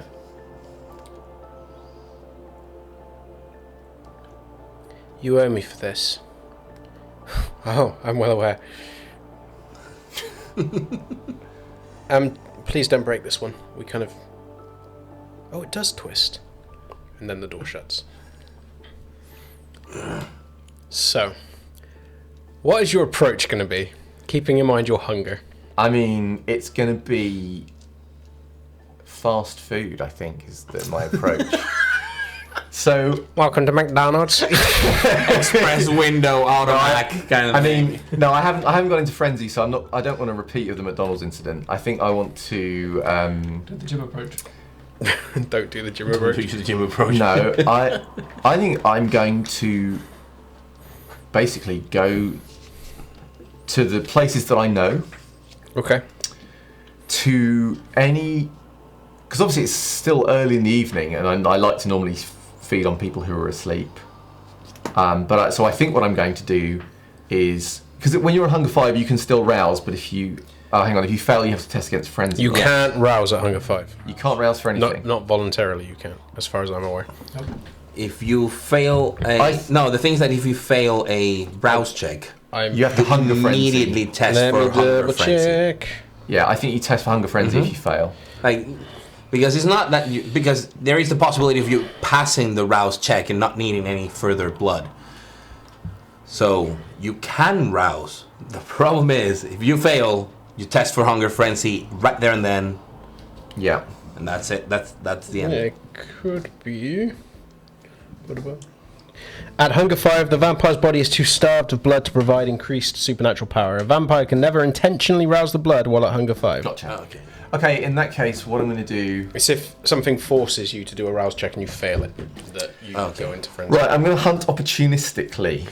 I'm going to go to the streets that I know. I will be looking for... If I don't see... I'll be looking for houses where there might be someone on their own. Failing that, I will ultimately, I suppose, go somewhere like a... I might go anywhere where there are public toilets. Okay. Make a dice pool and roll it. You will get a +1. I mean, I think ideally I'll go in someone's house, because even if they've not gone to bed, I'd rather feed on someone alone. Sure. I can creep up on them potentially. Yep. So I'll go for, I guess it will be Dex and Stealth. Okay. Are you hunting in your domain or outside of it? I'm going to hunt in my domain if I can, because that's the way I know where to hunt. Well, you're the one driving, so... Yeah, my domain then. I know, it's scary, isn't it? Oh, does my break-in specialty If you're count? trying to break into a house, sure. Yeah! Every black dice counts, people. Every one of them. That's an atrocious roll, wouldn't it? I can't... Oh, I think I'm going to have to... Yeah, it's an atrocious roll, but at least willpower? I'm going to have to willpower it because I failed the difficulty. But that's not very But you don't. I'd you love don't to have give any, you the dominance. You don't have any compulsion. Yeah, with Lucida in the car. Yeah, sure, that's gonna work out well. I have for 2 me. black dice I can reroll. Yeah, but you don't have any skulls, so it's. I'm not going to best duel, but I'm going to fail. Ah, okay. Because I'm pretty sure... Because I've got 3 successes, and I'm pretty sure I need 4. I think. Yes. Oh, what dice? Why hast thou forsaken me? Right, 3 successes. Do you want to succeed at a cost? What's the cost? The cost will be that you will earn the attention of someone that is not kind. Someone that is not kind? Mm-hmm. What, feeding in my domain? Yeah. Yeah, why not? Cool. So, you successfully managed to break into this house. Lucita keeps to herself. Yeah. She maintains a vigil on the streets. There are 1 or 2 people that kind of come past and give her a look, Yeah. and she just watches them as they move off. They kind of get the hint after being in close proximity to her that Yeah. she's pretty, but no, and they march on. So, how much are you going to try and take? I'm going to try and take 2. Brave man. Make your roll. My remaining willpower plus humanity. See, black 3 dice, or higher. black dice are good. Black dice are good. I'm going to miss them when they're gone. You're not gonna go anywhere. What are you talking about? Look. 2 successes. Oh shit. 2. Yeah, it's straight willpower, so I can't check against it. So I'm going to not worry about hunger anymore. Okay.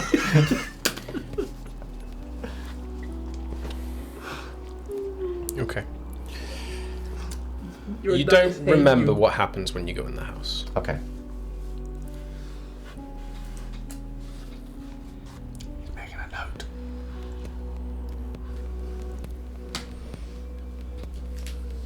You don't remember what happens when you go into the house. Mm-hmm. You only remember staggering out of it through the front door, not through the window with which you entered. Okay. And as you step out, you look down at yourself and you realise that there is no blood on you. Okay. But then as you look up, the individual that's approaching you Yes.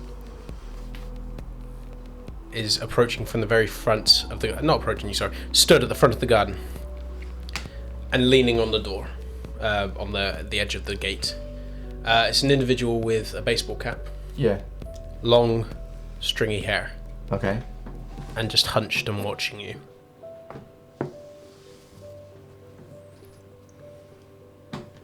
Can I see him at Hunger Zero? Yeah. Okay. Where's Lucita? Oh, I have no idea, I guess. And I don't know what I've done with this person. I'll look at them. Are they like inside the perimeter of the garden? Like, do they like someone who is their garden, or are they on like outside just staring? They're in the threshold. On and off. And do they look like someone who's outraged there's some stranger in their house? Not outraged, but he is like staring at you like someone that's like... Okay.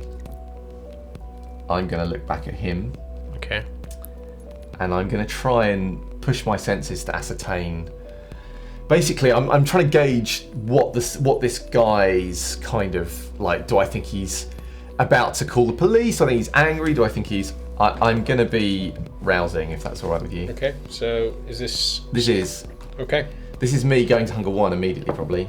Cool. Yes, it is.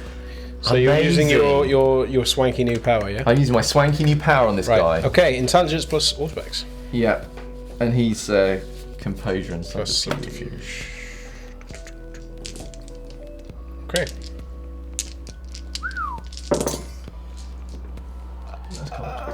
So, 1, 2, 3 successes and a fancy skull. Okay, I mean, you can ask one question.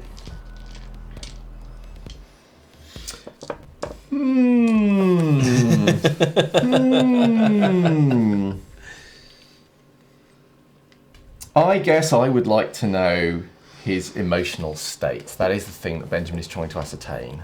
Excited. Okay, good. This is not a man who's angry that I've broken into his house. I will probably very badly be like, oh, silly me, and then I'll turn and go back into the house. You move up towards the door, and you can hear that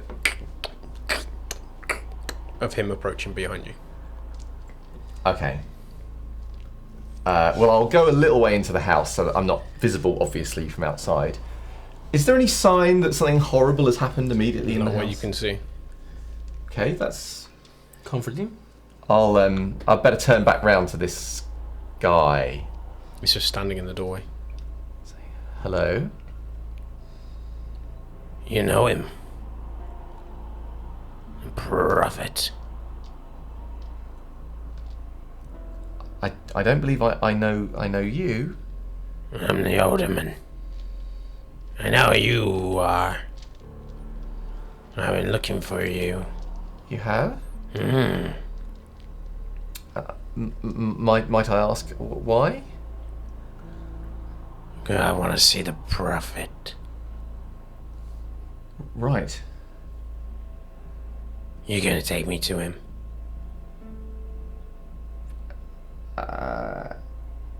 Well, just have you ever mentioned the name of the alderman? I don't think you. When I presented myself at court on He takes a step into the room. episode 0, that's it.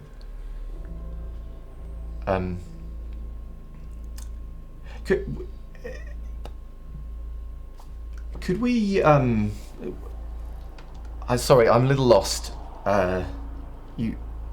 You want me to take you to The prophet. the prophet? Do you think the prophet will want to see you? No, but I need to see him. Right. Take me to the prophet. Could you give me a moment? I just need to check. No, on- I want to go and see the prophet. Right. I'm gonna give you to the count of 3. Right. Can I? 1. Fine. I'll Two. start moving forward to stop his count. Do I have any idea where Lucita is? Do wits plus awareness. Okay.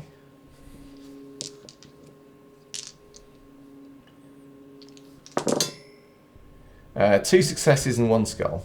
Okay. As you make the approach, and he's on the verge of saying 3, you hear the quietest tap.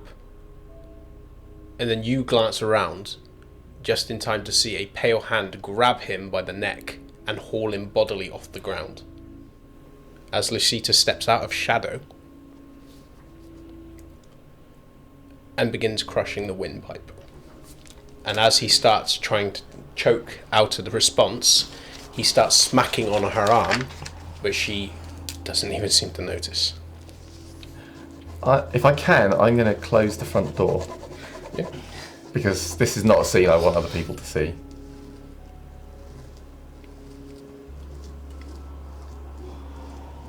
We are in a rush. Yes. Yes. Who is this?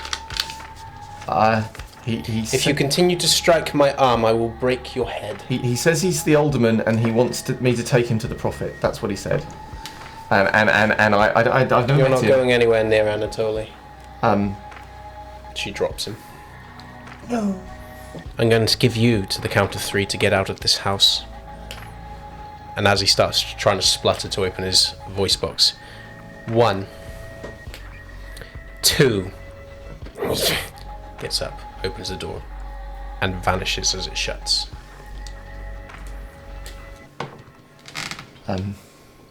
Thank you for that. I'm very sorry. I appreciate I'm not making a very good first impression here. I've never been this hungry before. I don't know what's going on, and I don't know what happened in this house. I just need to check. I don't want to have left a mess. Things are very dangerous here. There's a lot of police, a lot of... I'll be very quick. I'll activate Silence of Death, and I will run around to see. I know I must have fed on someone. I want to make sure that... I want to see what I've done. Okay. The upstairs rooms, you open up to the front, the first door, and immediately you see 2 people in a bed. Yeah. And if your heart could stop beating, it already has. But if it was emotion, it could stop beating. It would. And then you realise that their chests are rising and falling, and you would breathe a sigh of relief. Yes. And then you turn and look, and the door opposite is slightly ajar. Oh. And you move over and open it. And the room that was riddled with bird cages is now a clusterfuck of bloody feathers and bird carcasses. Oh. The cage bars are bent. And you're looking at about... I'm looking at a massive cleanup job. You get the feeling that given the sheer number of birds in here... By the way, you would have gone to Hunger 1 anyway, not Hunger 0, because it wasn't a human. Then I'm on Hunger 2. These are a lot of birds. Large birds. Do these birds have my teeth marks all over them? Yeah. I better get licking then, eh? Sorry. Sure. I'm like the end of all cool mythology. I'm gonna go and I'm gonna go lick some birds. Because it's one thing if some inexplicable birds have died, but it's another thing if they've all been bitten by some, if there's a masquerade breach here, I think the prince is out. My birds exploded. 26 of them. It's obscure. Tweety, I thought I told a pretty I'm gonna look for. In fact, actually, I'm gonna look for a bag. Is there a bag anywhere? Not in this room. Well, actually, there is. Sorry, there's a bag of birdseed. Birdseed. Fine. Tip out the birdseed. Chuck all of the birds in a bag. Okay, I'm going to say for this, because you're trying to be quick. I'll Silence of Death, obviously. Yep, so we'll say your choice between wits or... wits or dex. Yeah. Plus investigation. Okay. 3 successes. Okay. You're pretty sure you Could have done with some of those earlier, you know. But pretty sure you got At them any all. point. You're pretty sure you got them all. I mean, there's still feathers. There's still blood. There's no bodies. Yeah. But- so there's no. Yeah. So it's going to look weird as hell. But it's not going to look like a vampire ate a load of birds. Yeah, exactly. Right. I'm going to go because I think I've probably used up my credit time with Lucia as it is. Please tell me you coughed up a feather during this.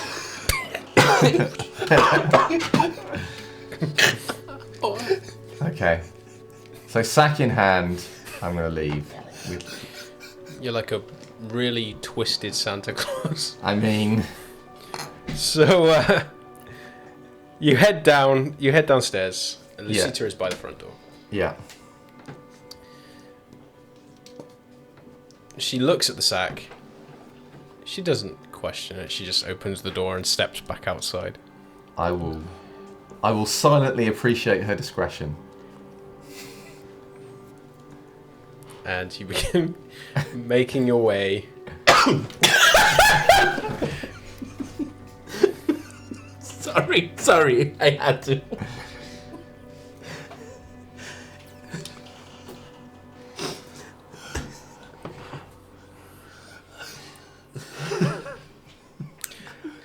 Yeah. So you begin making your way back towards the car. I think on that note, we're gonna end the episode because I'm not sure how I can top that. No, this is you've peaked. Yeah, This is it now. This is it. It goes downhill from here. Actually, I would imagine Lucita has not seen anything like that. She has seen a lot of things, probably worse than that. So you're okay with her, When he but coughs and a live bird flies up. And yes, that mighty paintbrush. On that foul note,